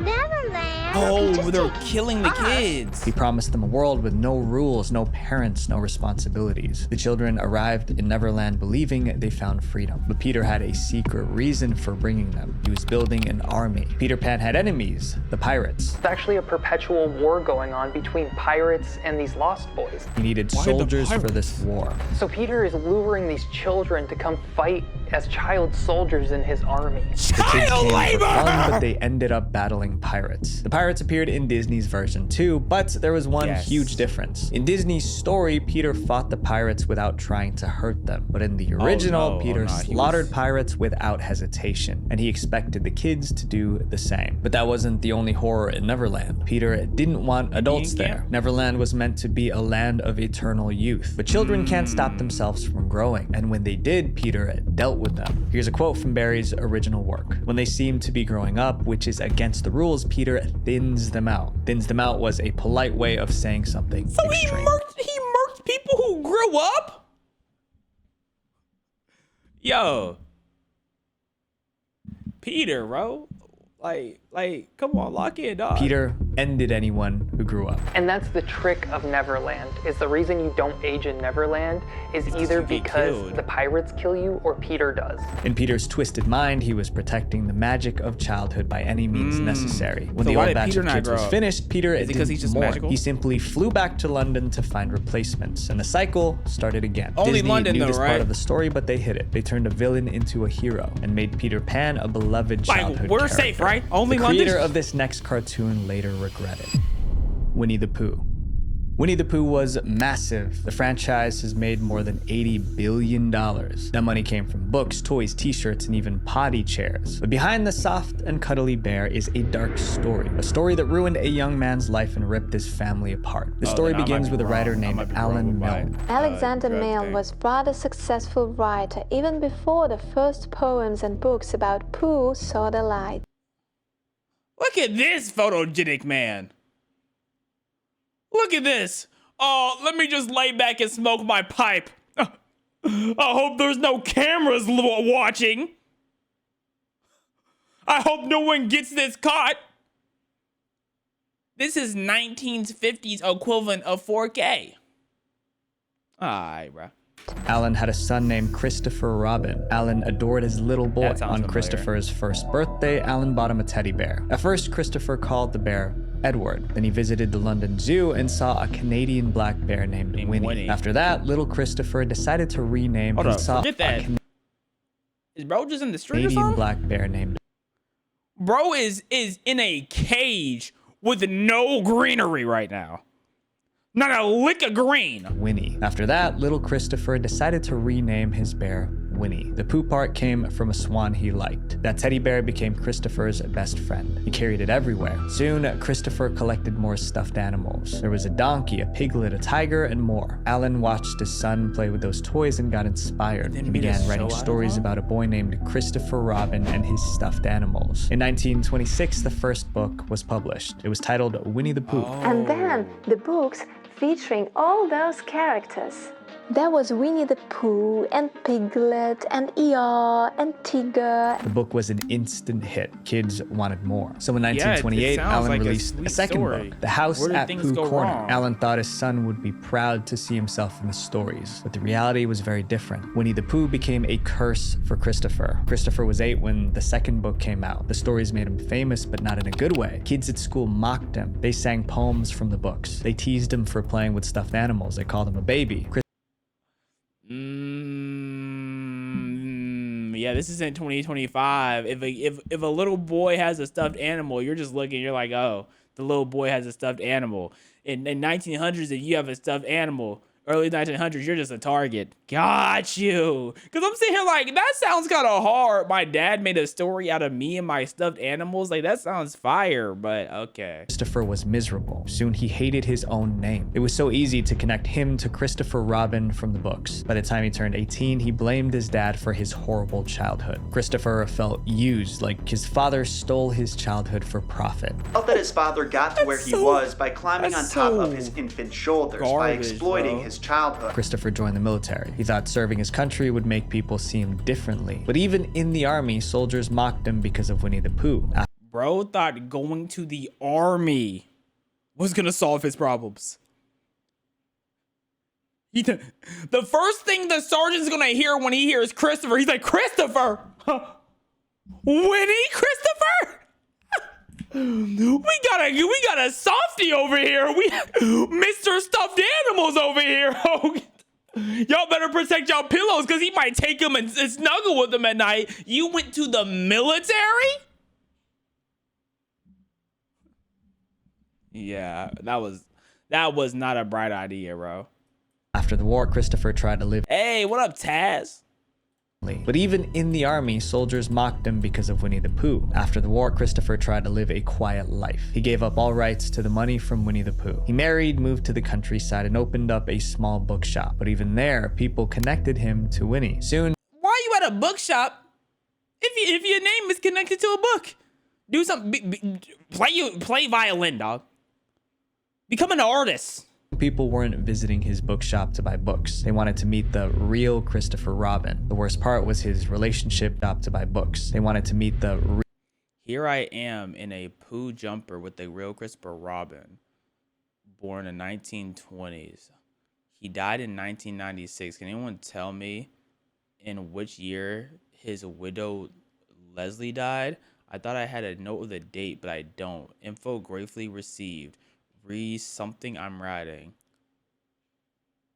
Oh, that's kind of okay. Real Christopher Robin. The worst part was his relationship with his parents. They barely spoke. In 1956, his father Alan passed away. Christopher did not attend the funeral. But even before Alan passed, he admitted his regret. He wished he never created Winnie the Pooh, but it was too late. The damage was already done. Yo, he just saw a story out of his kid. He was like, you know what? This would be so cute and so cool. Hey, son, do you like this? Dad, you ruined my life. What did I do? I made a book. Like, I want to understand if he was being forced to play with these toys. And I feel like after he grows up, like mid-20s, early 30s, he should be able to piece that together. Like, my dad didn't try to do that. You know? But man got inspired by his child and then lost his child in the process. That's so garbage, bro. I mean, I understand like the kid's perspective, because being made fun of at school would suck.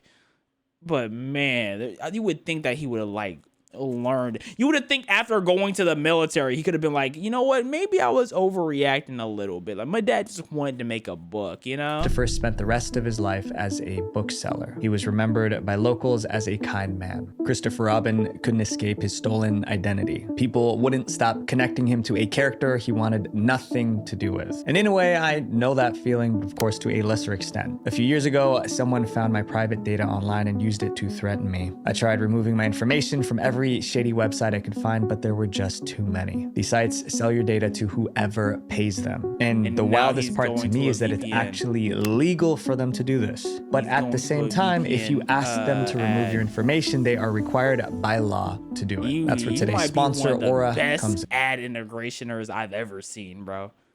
You might be one of the best ad integrationers I've ever seen in my life. My goodness, that was nasty. that was nasty. Yo. Oh yeah. Aura.com/VV. Try it for 14 days for free. Data is leaked. Up next is one of the most intense backstories ever tied to a cartoon.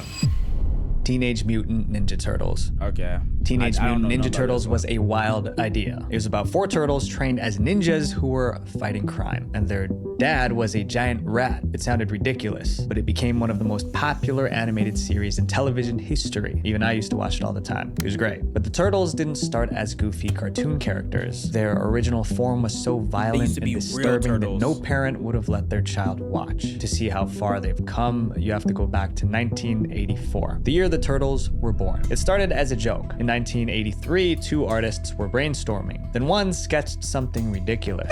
Eastman whips up a sketch to try and make Laird laugh. It's a turtle with nunchucks strapped to his arms. Laird grabs a piece of paper and does his own rendition. The joke didn't stay a joke. They turned it into a comic book called Teenage Mutant Ninja Turtles. Although the sketches were funny, the comic itself was brutal. From the first issue, the violence was uncomfortable. In Teenage Mutant Ninja Turtles #1, the Turtles were basically hitmen determined to get Shredder. For context, Shredder was their main enemy. In the comic, the Turtles cornered him on a rooftop. Then they proceeded to hurt him really bad. What came next made it even darker. After pummeling Shredder, the Turtles gave him a sword. They told him to finish the job himself, if you get what I mean. Shredder refused, so they threw him off the roof. The gore didn't end there. In another issue, they hurled a blade into a man. Another time, they drowned someone in a fountain. Were getting they also used swear words all the time. One reader said they weren't so much heroes as they were a bunch of mutant ninja assassins. How could someone pick up this comic book? It didn't say hero. It said Teenage Mutant Ninja Turtles. Ninja assassins? Yeah. They're mutant ninja turtles. I like this. This is hard. And go, hey, this would make a great lighthearted Saturday morning cartoon is beyond me. And it wasn't just the Turtles. Nearly every major character in the comic was unnecessarily aggressive. There was a robot that chewed rats alive. The artists showed every detail, bones cracking and all. Then there was Casey Jones, one of the Turtles' allies. He took down his enemies with a hockey stick. Every page leaned into violence. Nothing was hidden. So how did anyone think these Turtles belonged in a kid's cartoon? Because it was because kids love the violence. They crave the violence. That's why. That's why they seek the violence. A company wanted to sell Ninja Turtle action figures, but there was a problem. The comics were way too graphic. To make the toys marketable, the Turtles had to be cleaned up. So an animation studio stepped in. They made a cartoon that turned the assassins into kid-friendly heroes. Ninja pizza? Well, what do you know? Rock, dudes. Do you realize what this is? The tone shifted from dark crime to playful action. Let's show them the Turtles know how to party! Even today, fans who read the original comics are shocked by how violent and weird the series was. Up next is a story that's the exact opposite of a happily ever after. The Little Mermaid. Disney's Little Mermaid can be summarized in one line. True love always wins. The main character, Ariel, got everything she wanted. She became human, married the prince, and enjoyed her life. The main character, Ariel, got everything she wanted. We know what you are. We know what you are. Oh, we just wanted to show that she didn't have any more fins. Yeah, all right. Sure, buddy. Let's see how long that excuse lasts. Human married the prince and enjoyed her life. But the original tale from 1836 was the opposite. The Little Mermaid was miserable throughout the story, and in the end, she passed away sad and alone. The original begins just like Disney's. A young mermaid saves a prince from drowning. She falls in love with him, and she wants to leave the sea to live on land with the prince. But the problem is obvious. As a mermaid, she doesn't have legs, which means she can't move on land. Her only option is to go to the sea witch for help. The witch makes her an offer. But her saying that she will give her a potion. Look at that sea witch. No, that's a witch, all right. That's a witch if I've ever seen one. That's a lot of witchery. Whoever drew that was on one. They were what you kids call eating. Ocean which needs to be drunk at the shore before sunrise. It will give her legs, but it will come with excruciating pain. The mermaid will become human, but she will lose her voice. She will never sing or speak again. And every step she takes will feel like walking on glass. That's not even the worst part of the deal. Prince doesn't marry you, you will not get your soul. And the morning after he marries another, you will die and become sea foam. In other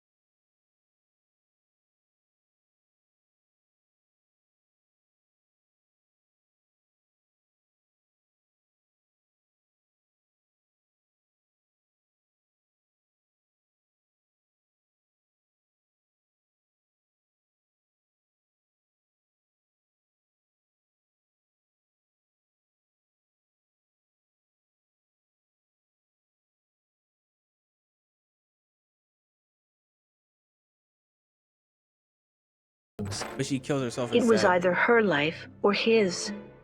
You better. She lowered the knife close to his heart, but then stopped.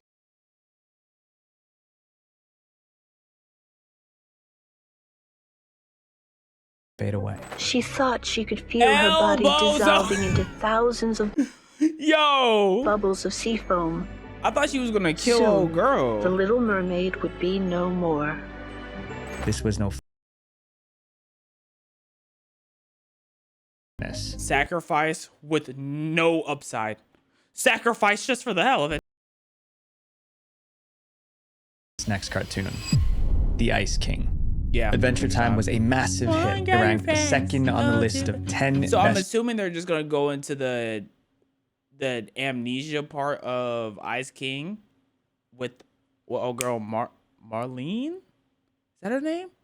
I haven't watched Adventure Time in Lord knows how long. Cartoon Network shows. It even made the list of the greatest animated TV series. The show is basically about a 12-year-old boy and his magical dog. Together, they roam the land of Ooo, righting wrongs and battling evil. But this chapter isn't about the heroes, it's about the villain, the Ice King. He was an old man with a white beard living in a frozen castle. To understand the Ice King, there are two things you need to know. First, he desperately wanted a wife. Second, he kidnapped princesses across the land of Ooo, hoping one of them would marry him. On the surface, he was diabolical and strange, but the Ice King wasn't always a villain. His backstory revealed he was struggling with a curse. His backstory was revealed in season 3, episode 19 and 20. Years earlier, he was known as Simon Petrikov. Simon loved studying ancient artifacts. He even had a fiancée named Betty. One day, Simon discovered an old crown.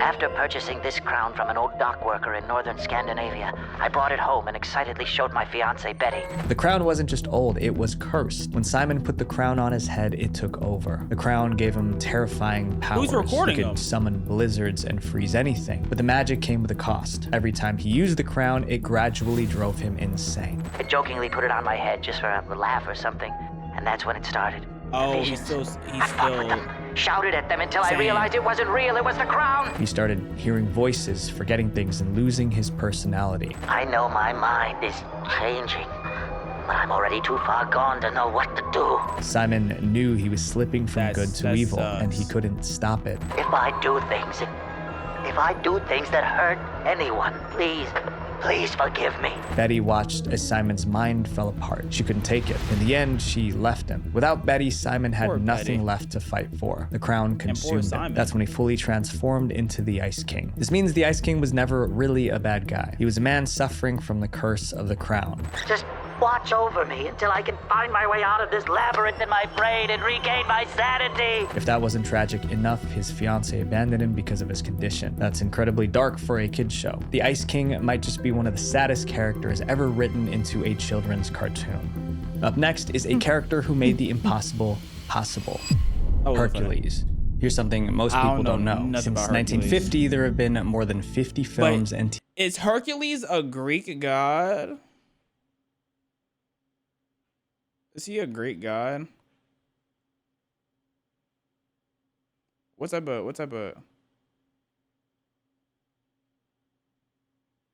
of, but became mortal. All I know is, like, anytime there's anything with the Greek god, they always touching somebody without consent, bro. Like, every story I hear about a male Greek god, bro, they always touching somebody. TV shows about Hercules. He's the son of Zeus. Isn't Zeus a problem? Like, isn't Zeus hold up, I don't know nothing about Greek. I know who's the one who got who was sleeping with Medusa, and then Medusa got cursed because there was someone hating on Medusa, bro. There was a lady hating on Medusa, and I think that lady's husband was Zeus. Something like that. Oh, that was Poseidon? Got you. Yeah, that's what I'm saying. Get them all mixed up because they all do the same crimes.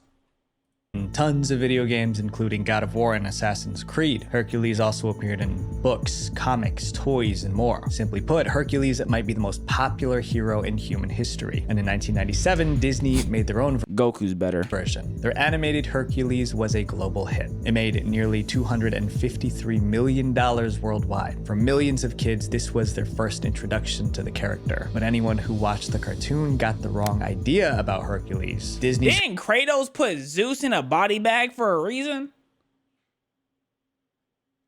F Zeus, don't do this. Hercules was funny, noble, and kind. The real Hercules was cursed by the gods, tormented by madness, and haunted by guilt. The original story comes from Greek myths dating back thousands of years. Hercules' problems began before he was even born. His father was Zeus, the king of the gods, but his mother was human. What started the whole mess was that Zeus was already married. His wife Hera was the queen of the gods. When she found out about the affair, she was furious. But Hera didn't blame her cheating husband. Instead, she focused her rage on the innocent child Hercules. To her, Hercules was a living reminder of Zeus's betrayal, so she vowed to destroy him. Her first attempt came when Hercules was still a baby.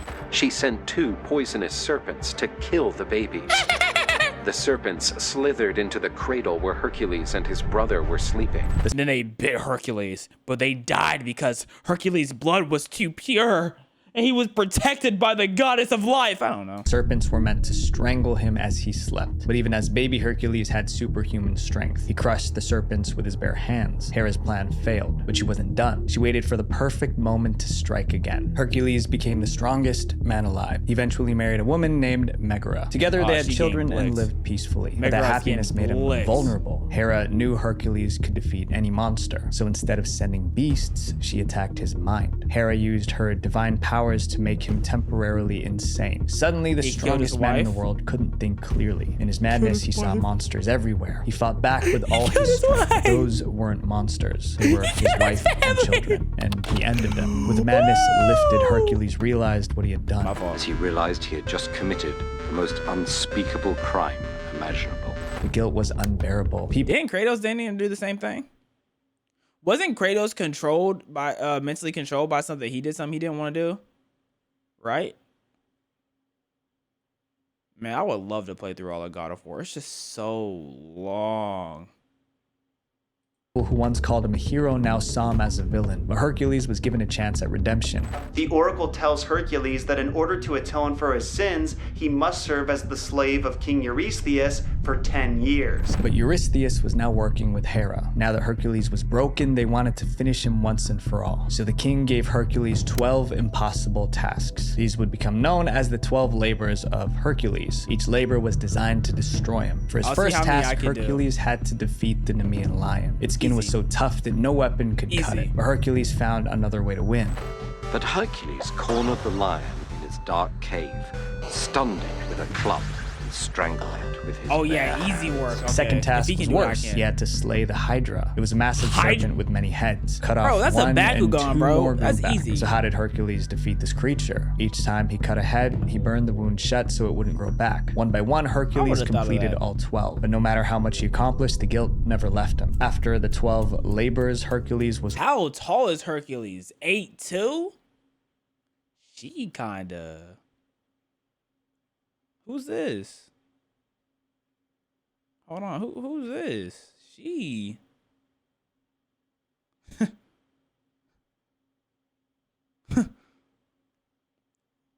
don't know, man, but... Yo, he has calves like a farmer, like a southern farmer, dog. She kinda... No, it's not kinda. She is. It's not kinda. Anyone know who this is?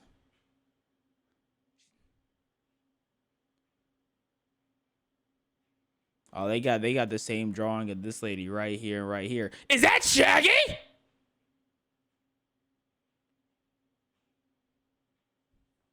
Worshipped as a hero, but he was still unhappy. Later, he tried to rebuild his life. Two mangas you guys should read: Infinite Mage and Revenge of the Iron. I agree with the Revenge of the Iron-Blooded Swordhound. I'm not feeling Infinite Mage that much. I'm not gonna lie. Married, but tragedy found hero, but he was still unhappy. Later, he tried to rebuild his life. He remarried, but tragedy found him again. His new wife was tricked into giving him a poison cloak. When Hercules put it on, the fabric burned him. The pain was unbearable and he couldn't take it off. So Hercules did something extreme. He threw himself into the fire. After being completely consumed by flames, Hercules' spirit ascended to heaven. What? After this apotheosis, he died? Hercules arrived at Olympus, where he was received by his father as a god. Hercules experienced misery, loss, and guilt. Ironically, kids today grow up idolizing Hercules. They have no idea that the original Hercules lived a life that no one would want. This next backstory transformed a creep into Prince Charming. Sleeping Beauty. Almost everyone knows the story of Sleeping Beauty. A princess falls into an enchanted sleep. A prince kisses her, breaks the curse, and they live happily ever after. But Disney didn't create that story. They took it from a 1634 Italian book titled 1634? I already know this original is nefarious. Look at that hairstyle. Up to no good. Sun, Moon, and Talia. It wasn't a fairy tale. It was a creepy story no child should ever hear. In the original, the princess wasn't named Aurora. She was called Talia. When Talia was born, her father received a prophecy about her future. Someday, the princess will prick her finger on a spinning wheel and fall into a deep, death-like sleep. No! And that prophecy came true. Talia grew up, pricked her finger, and fell into a never-ending sleep. Her father was devastated. Instead of searching for a cure, he abandoned the castle and left her behind. Years passed. One day, another king stumbled upon the empty castle. Inside, he found Talia. She was unconscious and helpless, and she was beautiful. Here's where the story takes a turn Disney could never touch. The king didn't try to wake her with a kiss. He took advantage of her, then he left. Talia became pregnant. Months He dipped! What? She gave birth? Passed, and she gave birth to twins while she was still asleep. What? First off, who is keeping her alive? She gave birth to twins? How do you even push when you're asleep? Who's gonna cut the umbilical? Dog, that story's wicked. That's wicked. That caught me off guard. Lucky for her, some fairies like the ones in the... There we go, fairies, of course. Of course. What a missight. Of course, the fairies. Duh. Of course it's fairies, yes. The movie help her out with the birthing process. The reason she couldn't wake was that a splinter of flax was stuck in her finger. The babies crawled over her. One accidentally sucked on her finger. One of the twins starts sucking on Talia's finger by mistake, and the splinter that was under her fingernail comes right out, and she wakes up. It goes into the baby, eyes, though, right? She was now the mother of 2 children she didn't recognize. Soon, the king who violated her returned. He found Talia awake and saw the twins, and he was thrilled. That was the same man who took advantage of her while she was unconscious. This story is stupid. This story is dumb. This is dumb.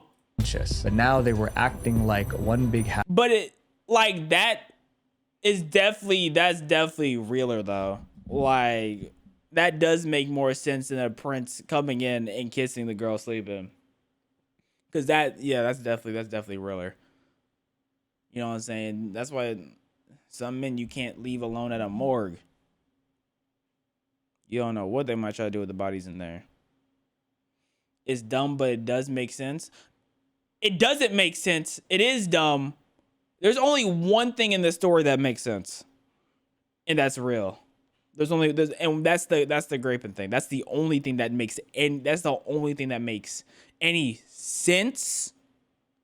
But it's still stupid. Happy family. He visited often. He provided for Talia and twins. They were happy, but they couldn't go public with their relationship because the king was already married and his queen was no fool. When she discovered the affair, she planned her revenge. She ordered her henchmen to kidnap the twins, cook them, and serve them to the king for dinner. She wanted her husband to unknowingly eat his own. The henchmen couldn't do it. Instead, they hid the twins and served the king lamb instead. But the queen believed the meat was the twins. Oh my gosh. That night, the whole time the king is That's heat, bruh. That needs to be the story. That's what really, that is a banger story, dog. That's a banger movie in its own. Like have like the kids version of a fairy tale and then have the real version of the fairy tale.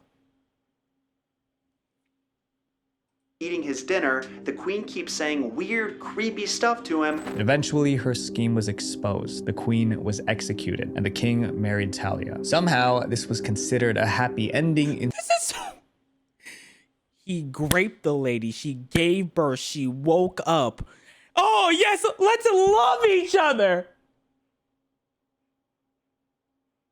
Let's get married. Like, I guess Stockholm? That has to be Stockholm Syndrome, bro. Where's her dad at? He gone, never coming back, bro. This was. Y'all gonna have to change up the ending a little bit. The ending weak, you know what I'm saying? So if y'all were to make a real version of this, please make the ending better. I don't like that. Oh, let's marry the rapist. Come on, bro. 1634. Disney completely overhauled the story, and that's how we got the version of Sleeping Beauty we know today. But ironically, the film didn't land the way Disney hoped. It was a box office bomb. The studio lost around $900,000, which is about $9.7 million today. The failure was so devastating that Disney didn't release another princess movie for many years. Up next is the story of the first Disney princess, Snow White. Ah, she was the first? In 1937, Snow White was the first full-length animated film in the US. It took over 750 artists more than 3 years to complete, but the hard work paid off. The movie was a huge success. However, it might not have been a hit if Disney followed the original story. The real story of Snow White was violent and grotesque. Disney's version was adapted from the Brothers Grimm. In that story, the queen wasn't just jealous of Snow White, she wanted to eat her. She ordered a huntsman to take Snow White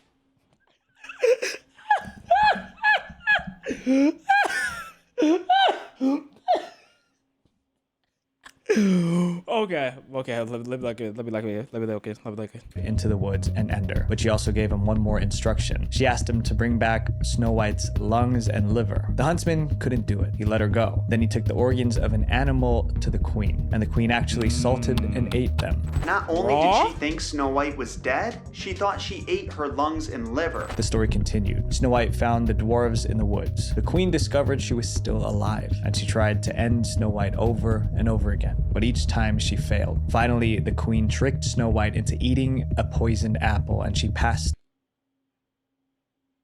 Are you sure her name isn't Mary? Hello? I mean, Eve? You sure her name isn't Eve? Like, where's Adam? Hello?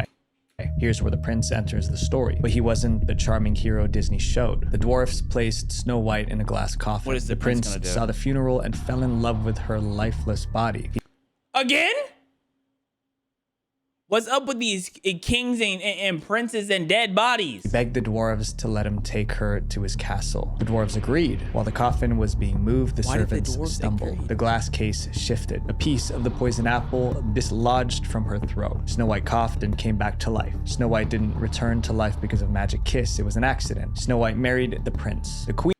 Hold on, I just feel like we skipped a lot right there. Apple came out, wakes up, marry the prince. I just feel like there needs to be like a little bit more meat there. Hello? Queen was invited to the wedding. She didn't realize she was walking into a trap. Snow White wanted revenge. Inside the wedding hall, the guards grabbed the queen. Iron shoes were heated in fire. Then they forced the evil queen to wear the hot shoes. The queen was forced to dance in torment until she passed away. That was the true ending of Snow White. Disney knew this version could never work as a children's film, so they changed it. But the grim version still exists, available for anyone to read. Why did she want to eat Snow White though? Like what happened? What? I'm confused. This next case involves a girl who did the unthinkable. Cinderella.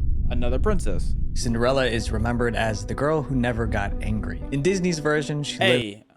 At least the prince didn't do nothing to her sleeping body, even though I feel like he definitely would have the second Snow White touched his castle. Because what do you mean you want to sleep? You want a dead body just chilling, He saw a dead body and was like, wow, dwarves, can I keep it? It's so beautiful. Dwarves, can I keep it? With her wicked stepmother and stepsisters. They forced her to scrub floors and do endless chores. But I just do them again. And don't forget the garden. Then scrub the terrace, sweep the halls and the stairs. But Cinderella never complains. She's an angel. Then a fairy godmother appears. Cinderella meets a prince, falls in love, and escapes her wicked stepmother. The original Cinderella was nothing like that. She wasn't a patient victim waiting for rescue. She took matters into her own hands. And her first victim was her stepmother. The Cinderella story told in 1634 was very different. And in that version, her name wasn't Cinderella. It was actually Zezola. She lived with her father and stepmother who treated her like dirt, and she burned with anger. But no fairy godmother appeared. Instead, a woman named Carmesina poisoned. How do they know how does SNP parents work before like paternity tests? Like the only thing that could let you know if that baby isn't yours is if they clearly don't look like your man. Like that's the only. So like how. I feel like you know what I'm saying, there was a lot of stepdads out there that didn't know. A lot of stepdads. A lot.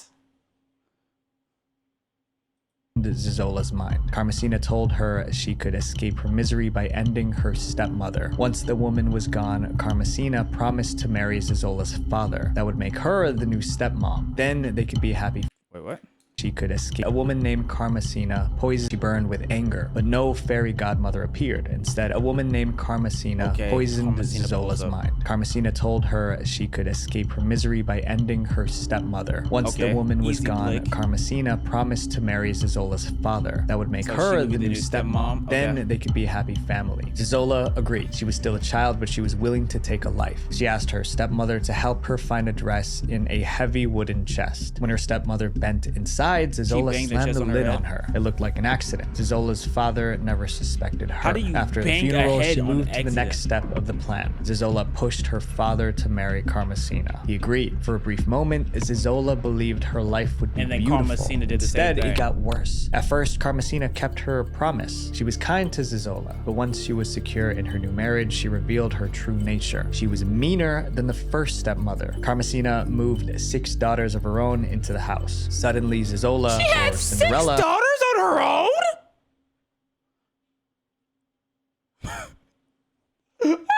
own? Okay. She was getting around town. Goodness. Had 6 new stepsisters tormenting her daily. Zola worked like a servant from sunrise to sunset. She unfortunately ended her stepmother hoping for a better life, but it was all for nothing. The story continued. There were supernatural events and all sort of weird situations, but the main parts were still there. Zola attended a royal banquet. She left behind her glass slipper. The prince searched the kingdom for the girl whose foot fit the shoe. In the end, he found foot fetishes. At the end of the day ends with foot fetishes. Like, come on, bro.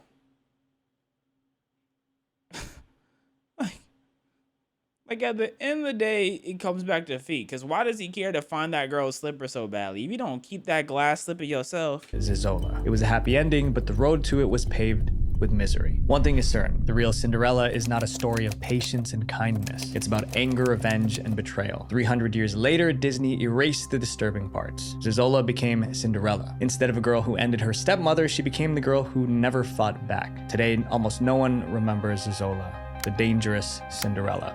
These characters looked like heroes on screen, but behind them were stories of pain and suffering. And the people you meet every day are no different. They all have a past, a story. So my friends, be kind to the people around you because you never know what backstory they're carrying. Visual Venture. Hey, shout out to Visual Venture for another banger.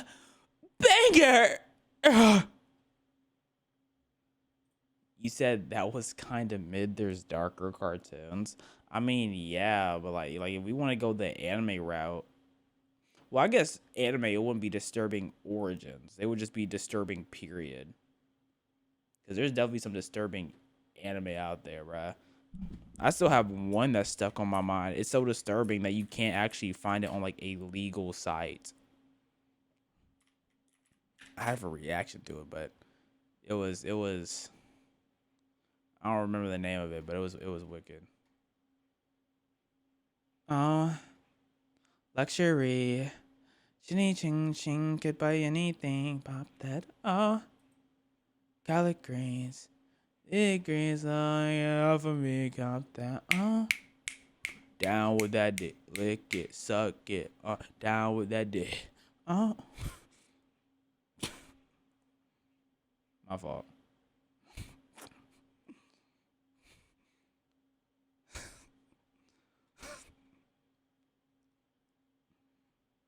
I don't know. Don't ask me. Don't ask me questions that I do not have the answer to, bro. Don't do it. Don't do it. Am I in the stream still? I have at least one more video. There's this poop restaurant in Taiwan that I want to go to, bro. They have their seats are toilet seats with like carpet on it or seating on it or whatever. They have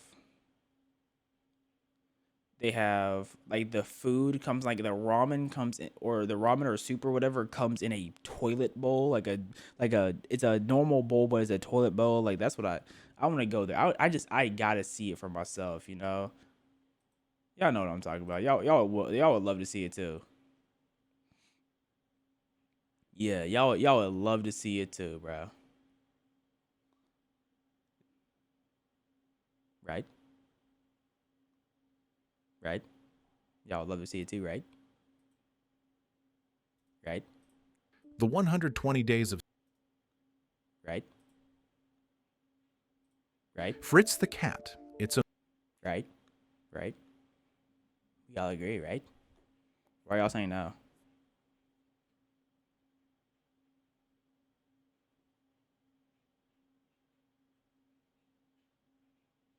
Wait, what are y'all saying no for?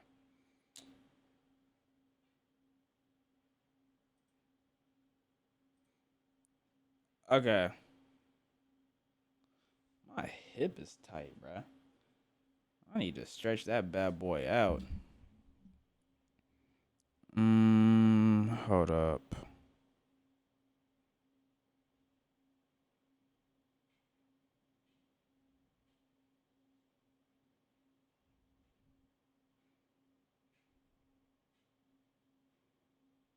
Give me a second. All right.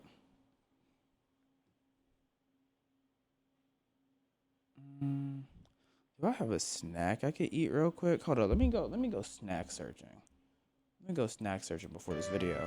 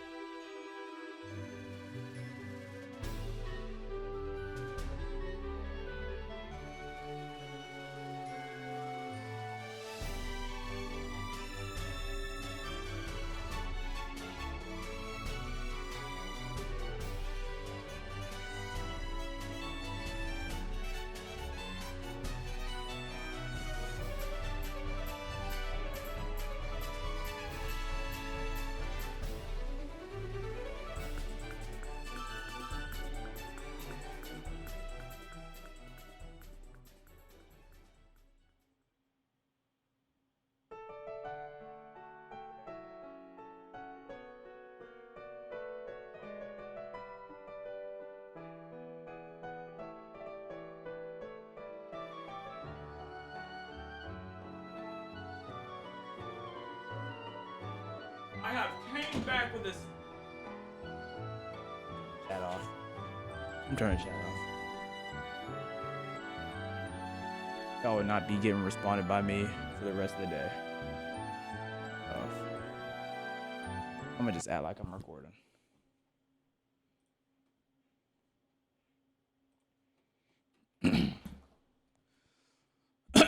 Okay. Horror movies that actually scared me too. You know, I think we can all agree. A lot of horror movies just aren't that scary. But that's facts. Lying beneath all this mediocre, not scary stuff are gems. Horror movies that are so good, so captivating, so scary. That you might just start pissing your pants. So that's what we'll be doing today. It's been about 42 years since I did the last one, but today I'll be going over some more horror movies that I actually find scary. Yes, talk to me. Derek, horror movies that I find scary. I have to make that clear. And in the end, I'll go over one of the scariest movies I've ever seen. Let's run it. The black phone? Number one. First time I heard about this movie, number one was scary. Number two was, I'm not gonna lie, number two was a snooze fest. Go watching one night for fun. You know, spur of the moment. Number two was a snooze fest. Watching in theaters for that real scary experience. He ended up ditching me and go with a girl instead, so I watched my but it was still pretty scary. I'ma just assume you ain't never seen it, so if you ain't know, in the Black Phone, we follow this kid named Finney Blake, American kid from the suburbs in 1978. Yes. And while he may live in the suburbs and look like the average American around this time, let me tell you, this kid Finney, this kid is not living the American dream. First off, he gets bullied at school, which, you know, already sucks. Getting bullied, that sucks. But this is 70s bullying too. Not 2000s getting called the hard R on the game. Nah, this is put your head in the freaking toilet bowl and beat you up for the dumbest reason. Wait, what? Let me look at those feet again. Game. Nah, this is put your head in the freaking toilet bowl. Dog, what is happening right here? What the heck is happening? Bro, what the heck is happening right now? The toilet bowl should be right here, no? So the toilet bowl not be, so this is not getting a swirly, bro. This is, oh. And beat you up for the dumbest reason type of bullying. I don't like your glasses. 4 eyes. This is like Mongol type of bullying, bro. I was beating up people for being visually impaired. And then speaking of beat, Finney's father, not the best. He was in? Like, I thought Hispanic moms were bad, but this man be raising a belt off any little thing. Like, his temper could have been a horror movie on its own. Like, Finney will be munching on his cereal, minding his business. You think you could slurp that any louder? Like, damn, bro, you got some super hearing or something? It's the 70s. Let him enjoy his crunch logs in peace. Mind you, this is all only like 12 minutes into the movie, and I already felt bad for the kid. Dad beats you, born in the 70s. This dude's life is terrible. But to top it all off, let's make it worse. When we thought it couldn't get any worse for the kid, make it one day worse. while he's walking home from school, Finney gets kidnapped. And this is where the horror really starts. Because the dude who kidnapped Finney is one of the strangest, one of the most just unsettling killers I've seen on screen. The Grabber. Which, not the best name, I'm not gonna lie to you. I don't know, for what he was doing, I think it's a top tier name. Imagine you walking down the street and someone passes you like, you better be careful, the Grabber's on the loose. What is he grabbing? What does he want? Top tier name. Mac and cheese, The Grabber? That could mean a lot of things, bro. But in this case, it's because he be grabbing up kids from the street and murking them. That's right. And to me, this guy is by far the scariest part of the movie. Like, for some horror movies, it's the atmosphere or the jump scares. But in the Black Phone, it's this guy. It's just the guy, the Grabber. We've seen all types of killers in these movies before, but the feeling I got when this dude was on my screen was just, ugh. Cause you know, he likes to do these weird psychological torture games to the kids he kidnaps. Like first he'll start acting like he's a nice guy, doing this weird Johnny Depp's Willy Wonka voice that he does. Hurt you? I'm not gonna hurt you. Now why would I? Do you want some soda? Let me get you some soda. Yeah, he just starts biting his toenails. That's actually how he sounds to me. Then he'll do these things to test the kids, like leave the basement door open. But if he catches you trying to sneak out of it, he'll beat you. Yeah. He's prepped with no shirt on, like he's ready for BDSM. He has a frowning face. Well, I don't know if his mask is always like that, but his mask is a frowny face, like he's upset that you tried to sneak out. Was it like this in the 70s? According to him, for being a naughty boy, whatever that means. And that's really his whole goal while you trapped in his basement. This dude is just itching for you to be He's unpredictable. But that's the problem. The scariest thing about this dude to me is he's a smart killer. I noticed this while I was watching. As the movie goes on and Finney gets more advice from the dude's victims through the Black Phone, the movie eventually shows us how many victims the Grabber has. 5. And there's this one specific scene in the movie that shows all of them lined up. And that scene not only confirmed how smart this dude is to me, but it also added a whole new layer of fear. Because tell me why I'm looking at who he killed, right? And I noticed this dude started killing minorities.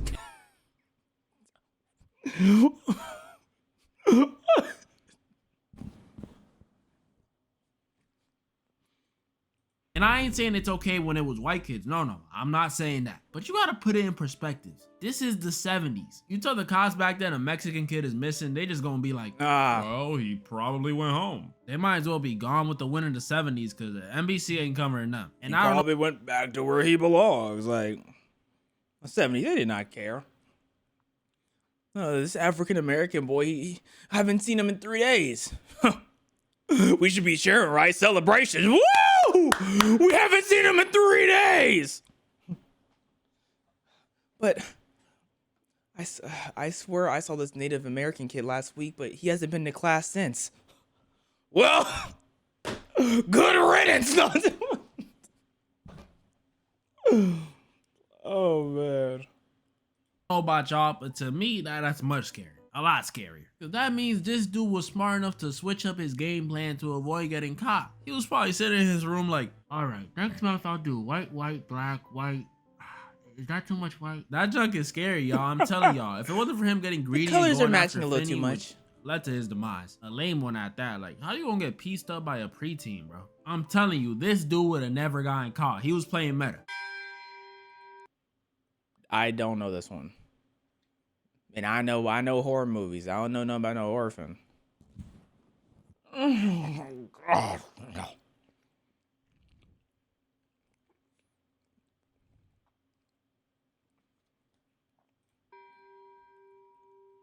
But I had the black phone first for a reason. It's not even close to the scariest horror movie I've watched. A movie that's a bit closer though is Orphan. Like, black phone scares me because I imagine being a kid and running into that dude. But even as an adult, this one freaks me out. This movie is so good. I don't even want to hint at what it's about yet. I mean, obviously an orphan, but you know what I mean. You're gonna so in Orphan, we followed this married couple, Kate and John. And even though these two definitely got it better than Finney over there, I mean, look at their crib. Life ain't perfect and stuff ain't always sweet, especially in marriage. And trust me, I would know.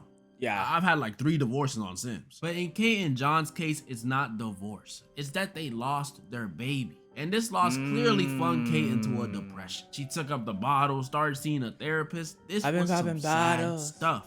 And then John, not so much. I'm not gonna say he wasn't sad, but I couldn't see it. All I saw him trying to do was get one in with Kate. But hey, I ain't judging. Some of the happiest dudes you be seeing be the saddest, so maybe that's how he copes. So to finally deal with the sadness, Kate and John decide they want to give that love they would have gave their daughter to another kid, because they're just sweet like that. So they go to the orphanage, which I never understood how these things work, like parent-wise. Do you just come in and pick the one that looks most like you? Like, oh, look at this one, honey. This one has your eyes. Oh, look at this one. Blonde hair, blue eyes.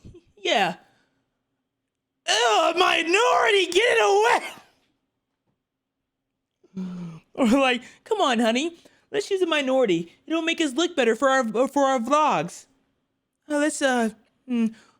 Sorry, ma'am. Can you show us the darkest kid here? Yeah, they're gonna eat this up on my channel.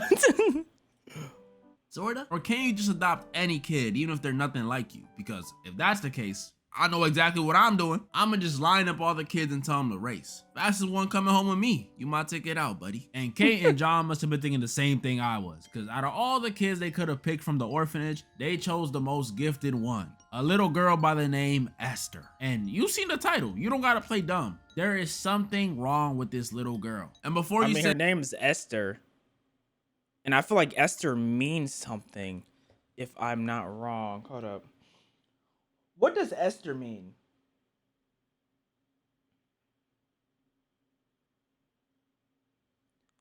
A woman chosen on account of her beauty by the Persian king to be his queen. A book of the Bible could get out. No, it's not the fact that she dresses weird. Come on, y'all. It just gets better every bite. She's just Russian. It's worse than that. Far worse. Which is crazy, because at first when you're watching it, Esther looks like the best daughter in the world. She's polite, she's smart, she learns ASL to talk with her, or not talk, with her new deaf sister. She's great. I mean, it's no Project LeBron, but this is still amazing stuff. Almost too amazing. Because the longer these two live with this little girl, the more cracks they start to see in this little perfect daughter image. Like, first thing we see is that she has a bit of a temper problem. This girl from school tried touching like the ribbons around her neck, and she just flipped out. What are you touching my neck for? No, I'm with her. What are you touching my neck for? Like, all right, maybe that's a Russian thing too. And then there's the scene where she walks in on Kate and John coping with their loss, if you get what I'm saying. And instead of being traumatized like a normal kid, she just stares? What kind of? And that's not even the weirdest part about that one. Because after Kate saw that Esther saw them, you know, she feels the need to give Esther the birds and the bees talk. So she pulls up on her. Esther, when two people love each other very much, you know, they want to show they yeah, I know. She was not expecting that. And then the thing she did that just really took it over the top for me with this girl was that after Kate and John's son accidentally shot a pigeon while he was playing with a paintball gun, and I'm saying accidentally very loosely here because the dude literally aimed his sights in and shot. Then he want to be talking about some, I didn't mean to. Shut up. Esther pulls up on him and tells him he needs to take some accountability, which is facts. That's facts. By putting the bird out its misery.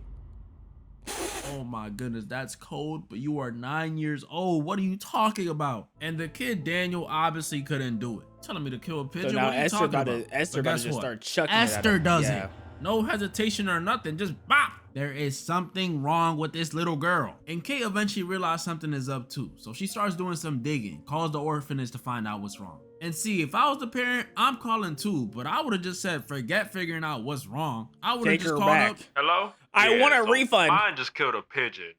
Y'all do refunds or? And Kate doing all this investigating actually made things worse. This is when things get scary. Because if you thought Esther's antics were bad before, you don't even know. Because remember, I told y'all, Esther is a smart girl. Very smart. So when she gets wind of Kate's plan to find out who or what she is from Sister Abigail, she decides to handle it in a very kill Abigail? and tactful way. Nah, I'm just kidding. She kills her. Yeah, even with all them cracks.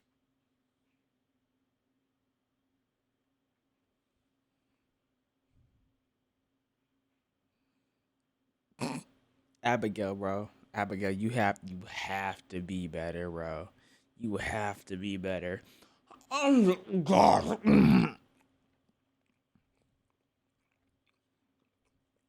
Earlier, I did not think this 9-year-old was capable of murdering anyone, much less a nun. That's like double evil. And it doesn't even end there. Because after that, she only continues to do evil stuff. She destroys the memorial Kate made for the daughter they lost out of spite. She burns down the family treehouse to dispose of all the evidence. What? And this last thing she did had me genuinely scared. Y'all remember Kate and John's son, right? Daniel? Well, before Esther burned down the treehouse, Daniel saw her hide the evidence in the treehouse. But Esther saw that. So she pulls up in his sleep and tells him, if he says what he saw to anyone, she gonna pull up on him again and cut off his hairless balls. His balls? I don't care what no one says. Freddy, Jason, and Michael ain't never said something that scary to no one before. I was around this kid's age when I first seen this movie, so that threat felt like it was at me. Had me sitting there clutching my nuts in fear. There is something wrong with this girl. And the worst part is no one can prove anything because she's 9. The cops won't believe that. Tell them she murdered someone. What I'm doing is the next time we have dinner at the family table, or the next time we're preparing for dinner, I'm putting her in a chokehold. Then I'm telling my parents everything and saying we need to get rid of this demon baby. Like, that's what's about to happen.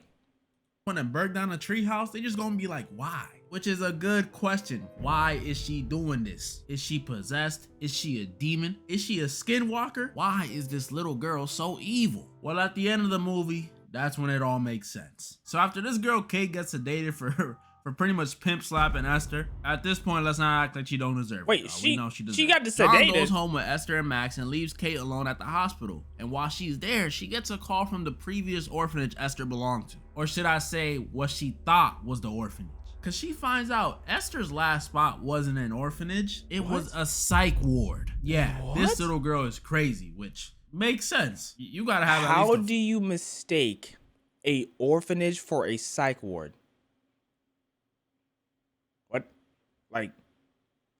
What are we talking about? What? Few screws loose with thread to cut off someone's ball. But that's not even the full explanation. Because this Russian dude tells Kate, on top of being crazy, Esther has been keeping something else under wraps. Last chance to leave, y'all. Last chance. This little girl, Esther, is a 80-year-old woman who pretends to be a child. She is a boy. Is not a little girl at all. She's a grown woman. I was almost there. I was close. Crazy. Apparently, she looks like this because some genetic dwarf thing, but my mind was blown when I first seen this. Like, this is some weird anime stuff. A middle-aged woman pretty much trapped in the body of a child? That must suck. You wouldn't even be able to do regular stuff. Like, imagine your friends trying to go to Six Flags and you can't get on anything but the kiddie rides because you 35 in the body of a 7-year-old. Yeah. That would be horrible, but that's how it is for Esther. But that still doesn't answer. Why would she go out her way to look even more childlike? No, that doesn't answer how she's able to be orphaned off. That doesn't make sense. They didn't know that she was they didn't know she was an adult. How the psych ward though, but she was able to, like, none of that plot holes out the wazoo. Oh, it's plot holes after plot holes. Oh my goodness. Why is she trying to live with people? Well, maybe I need to watch the full movie to understand, because they seem to know a lot of information on this lady for her to be able to be adopted. Like, what? And she did all this stuff, you know, get adopted, torment Kate, was for one reason. A twist again. The reason she did all this was because she was actually the secret born baby. And I don't know. She wants John. Ugh.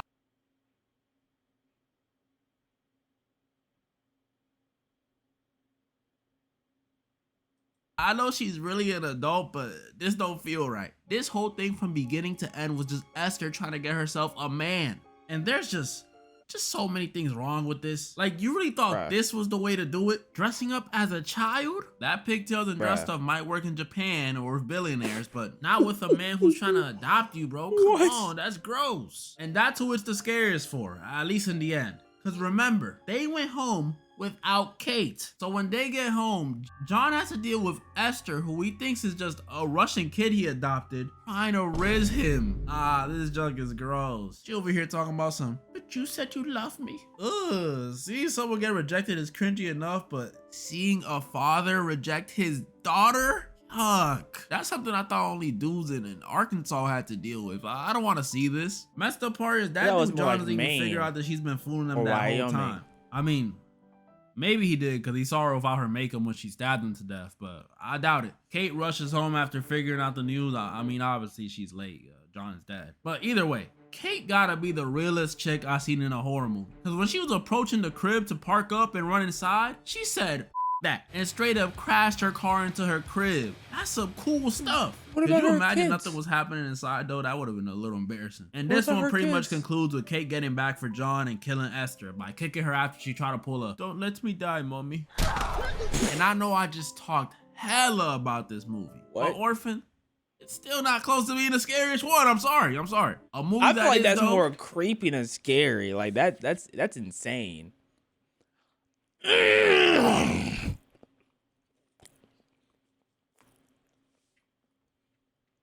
Is Barbarian. Never seen this one either. This one was actually suggested by one of you guys a little while ago. And let me tell you something about this movie. This movie is not only scary, but it's weird. Like, movies I thought were something weird named Barbarian. And that's actually what I was saving it for. But here it is. So this movie's about a girl named Tess who's staying at an Airbnb in Detroit. I ain't saying nothing. Except this Airbnb got some weird stuff going on in it. First of all, when this girl gets there, she finds out someone else was already staying there. A dude at that. And because of some event going on in the city, she has to stay with him. Oh, heck no. See, I'm a dude and I'm sleeping amongst the rats before I even think about sharing a crib with literal Pennywise. That's his actor, y'all. Look at him. But that was only the first thing, because later at night, the weird stuff continues. When Tess in the middle of the night in the hears same a room weird with sound. a random and I mean stranger. weird. Like, come on. What Sound was like someone that? aggressively sucking a baby bottle. I thought it was someone who was trying to fart, but they butthole wasn't open. So just a little bit of air is being pushed out, dog. What the heck? But when she looks to see if it's the dude she's staying with, she sees he's asleep. What the heck is going on? And it only gets stranger. The next day, Tess goes outside and notices the neighborhood she's staying in is run down, like bad. I ain't saying nothing. After her job interview, people tell her she shouldn't even be on that side of town. How did you dangerous. get there? And strangest of all, when Tess gets back to the crib and accidentally gets herself stuck in the basement, she finds a hidden room. And in that hidden room, okay, does she not have enough money to just drive back to somewhere else? You know what I'm saying? Like get some gas, drive back home, maybe. Is she on another side of the country or something? I don't know, bro, but I'm not staying there. Another room. And I don't know what happened in here, but it must have been some messed up stuff. Cause this room had a bucket, a stained mattress, a camera. That's definitely trafficking. That's definitely trafficking, bro. Come on, man. Oh,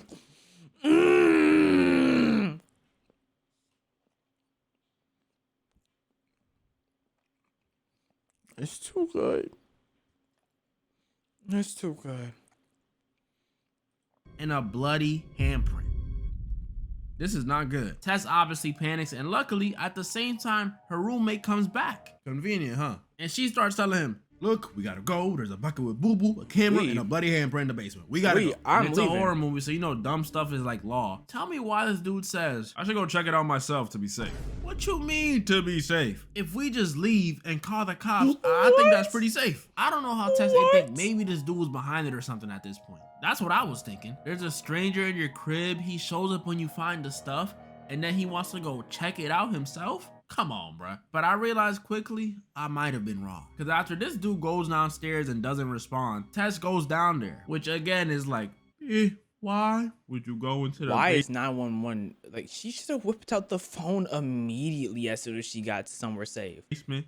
Again, you knew this man for about 17 hours and you want to play Captain Save a Clown? That could have been my best friend and I still would have dipped. Like, I warned you, buddy. But when Tess goes down there to see what's going on with the dude, she discovers that in that hidden room with the room, there's a hidden passageway. See, at this point, I was like, Tess, if you go in there, you either top 5 dumbest people in horror movies or I'm the most heartless dude on the planet. Because why would you go in there? He goes down there, of course. At this point, if you die, we're just like, huh, well, might be natural selection. And there's when the true horror of this movie starts. Because when Tess gets down them steps, she finds a few, I'll say, surprising things. First of all, she finds out this downstairs area isn't just a basement within a basement. It's a whole tunnel system. Then in that very same tunnel system, she finds some cages, some very big cages. And then, most surprising of all, she finds her roommate. Which is surprising because I thought you were in danger, buddy. What happened? At this point watching this, y'all should be thinking the same thing I was thinking when I first watched it. Oh yeah, Tess, you stupid. He's the problem. It's clearly him behind it. And he's trying to act all scared. This is all clearly him. That would have got me.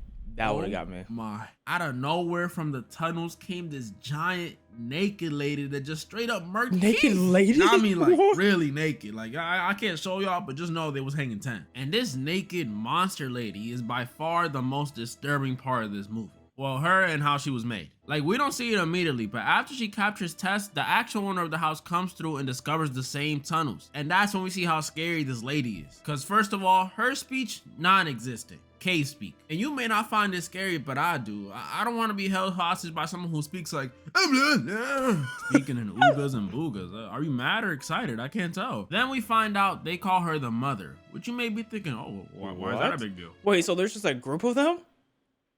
You're telling me every single one of y'all got snatched by this lady? You're telling me every single one of y'all got, not a single one of y'all was able to get 911 out? All right, well, the reason they call her the mother is because she wants to be a mother so bad that she feeds the people she captures through baby bottles. Yeah, she's giving them milk. And I thought with her speech, she's running to the grocery store and asking where the dairy section is at, so you can only assume. That's her own milk. Right. That's her milk. That's disgusting. Yuck. But I'm drinking all of it. Look, it's either that or she starts getting aggressive. And if I'm in this, if she want a baby, she gonna get a baby. The second she put that bottle through the cage, I'm gonna be in there. Plus, it beats what happens if you don't drink it. If you don't drink it out the bottle, she takes you out the cage and makes you drink it straight from the source. Which I don't even gotta explain why a giant naked cave lady giving you some. They can't just team up on her. I saw a grown man in there.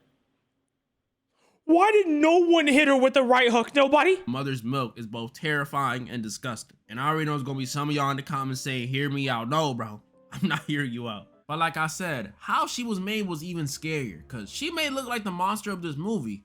I mean, she is, but there's a bigger monster behind all this. This guy. And it's okay to be confused. I thought it was Detroit. Just looks like a middle-aged dude, right? But this guy is actually a serial killer. Yup. And when I say this dude is sick, I mean this, he's like, sick. look at this town, bro. Yup. And when this look like a lazy town. This look like a simulation town, bro. Like where only horrors go on. Look at the lawn. It's not even an inch high, bro. Hey, this dude is sick. I mean he's sick. Because not only was he murking exclusively women on some Doma stuff, but he would have babies with these women. And after he would have babies with these women, he would have babies with those babies.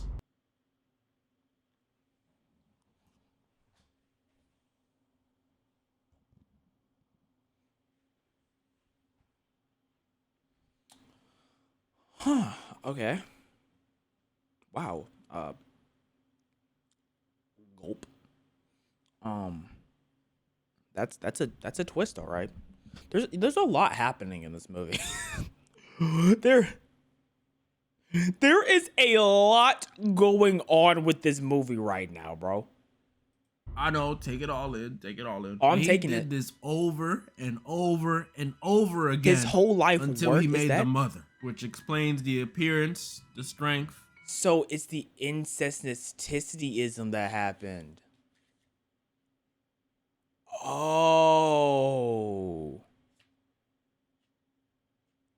that's almost as good as this mac and cheese.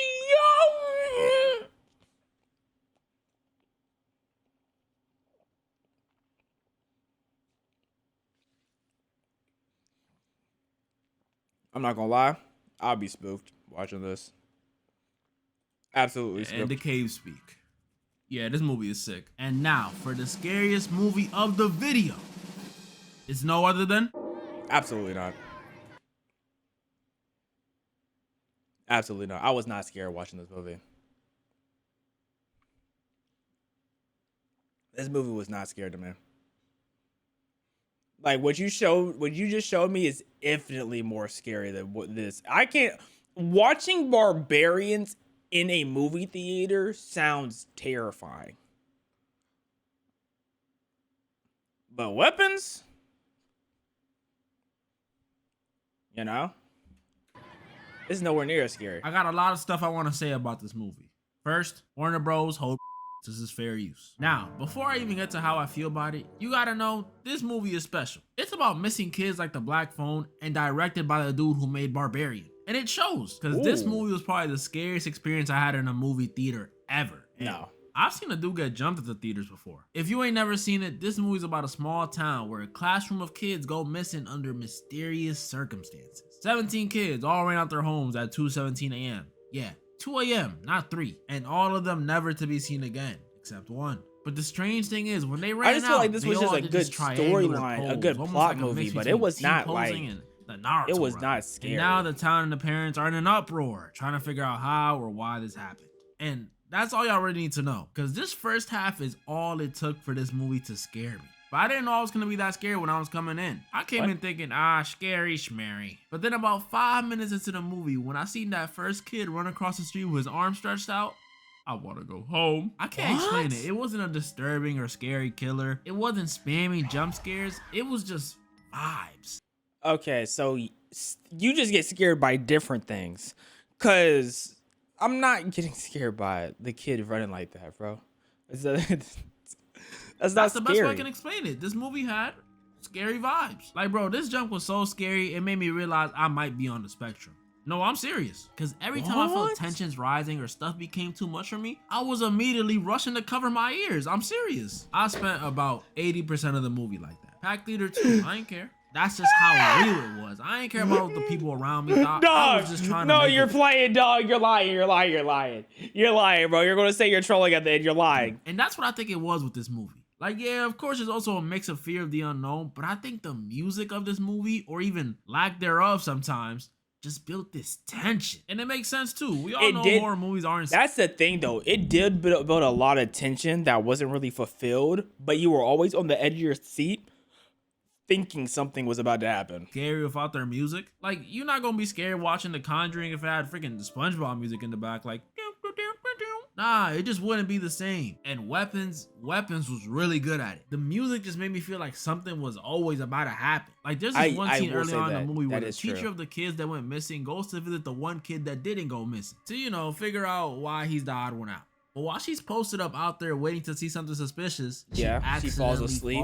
Yep. But that's not the scary part. The scary part is while she's asleep, the kid's house door opens. Like this felt like something was about to happen, bro. I've never been so scared to see a door in my life. I'm not trolling. Like that jug had my heart racing. And then when we saw some lady come out that same door wielding some scissors and walking around like a crackhead. Oh my goodness. I was in the theater, ears covered. Wake up, come on.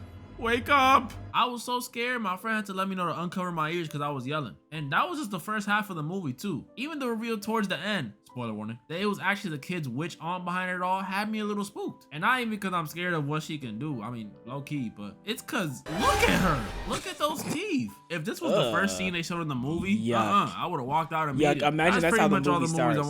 That's how the movie starts. It's just a flash of her face and they get into the movie. To go over today, y'all know what to do. Comment down below the movies y'all thought was the scariest, or maybe y'all didn't find any of them scary and I'm just a bitch. Either way though, comment down below some movies you guys find scary. Barbarian, bro. Barbarian sounds wicked. Barbarian sounds like a movie I don't even think I would like be able to convince myself to watch. Like I can't convince myself to watch Saw. I'm not watching Saw. I don't care what anyone says. I will never watch Saw at all. It's not as bad as Saw, Barbarian, but it's almost teetering that line. Why I can't do gore. Like when it comes to gore, I just can't do it, right? That's why I'm not gonna watch what's that? What's the movie that's only famous because it has a bunch of crazy deaths? That's the only reason why. Final Destination. I'm not watching Final Destination. I'm not watching that. It's like, it's just, But great video, Derek, man. Fantastic video.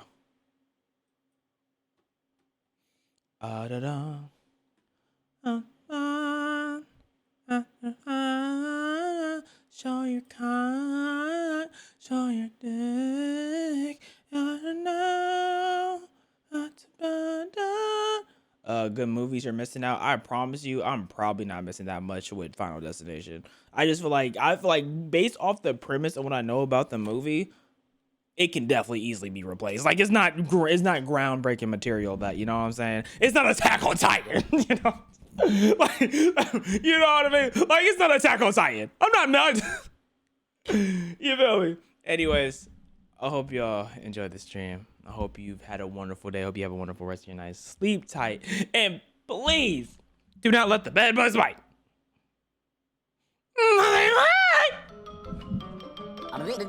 That's all, folks. Skibber the flipper. Let me show you my tipper. Skibber the flipper. I'ma show you my tipper.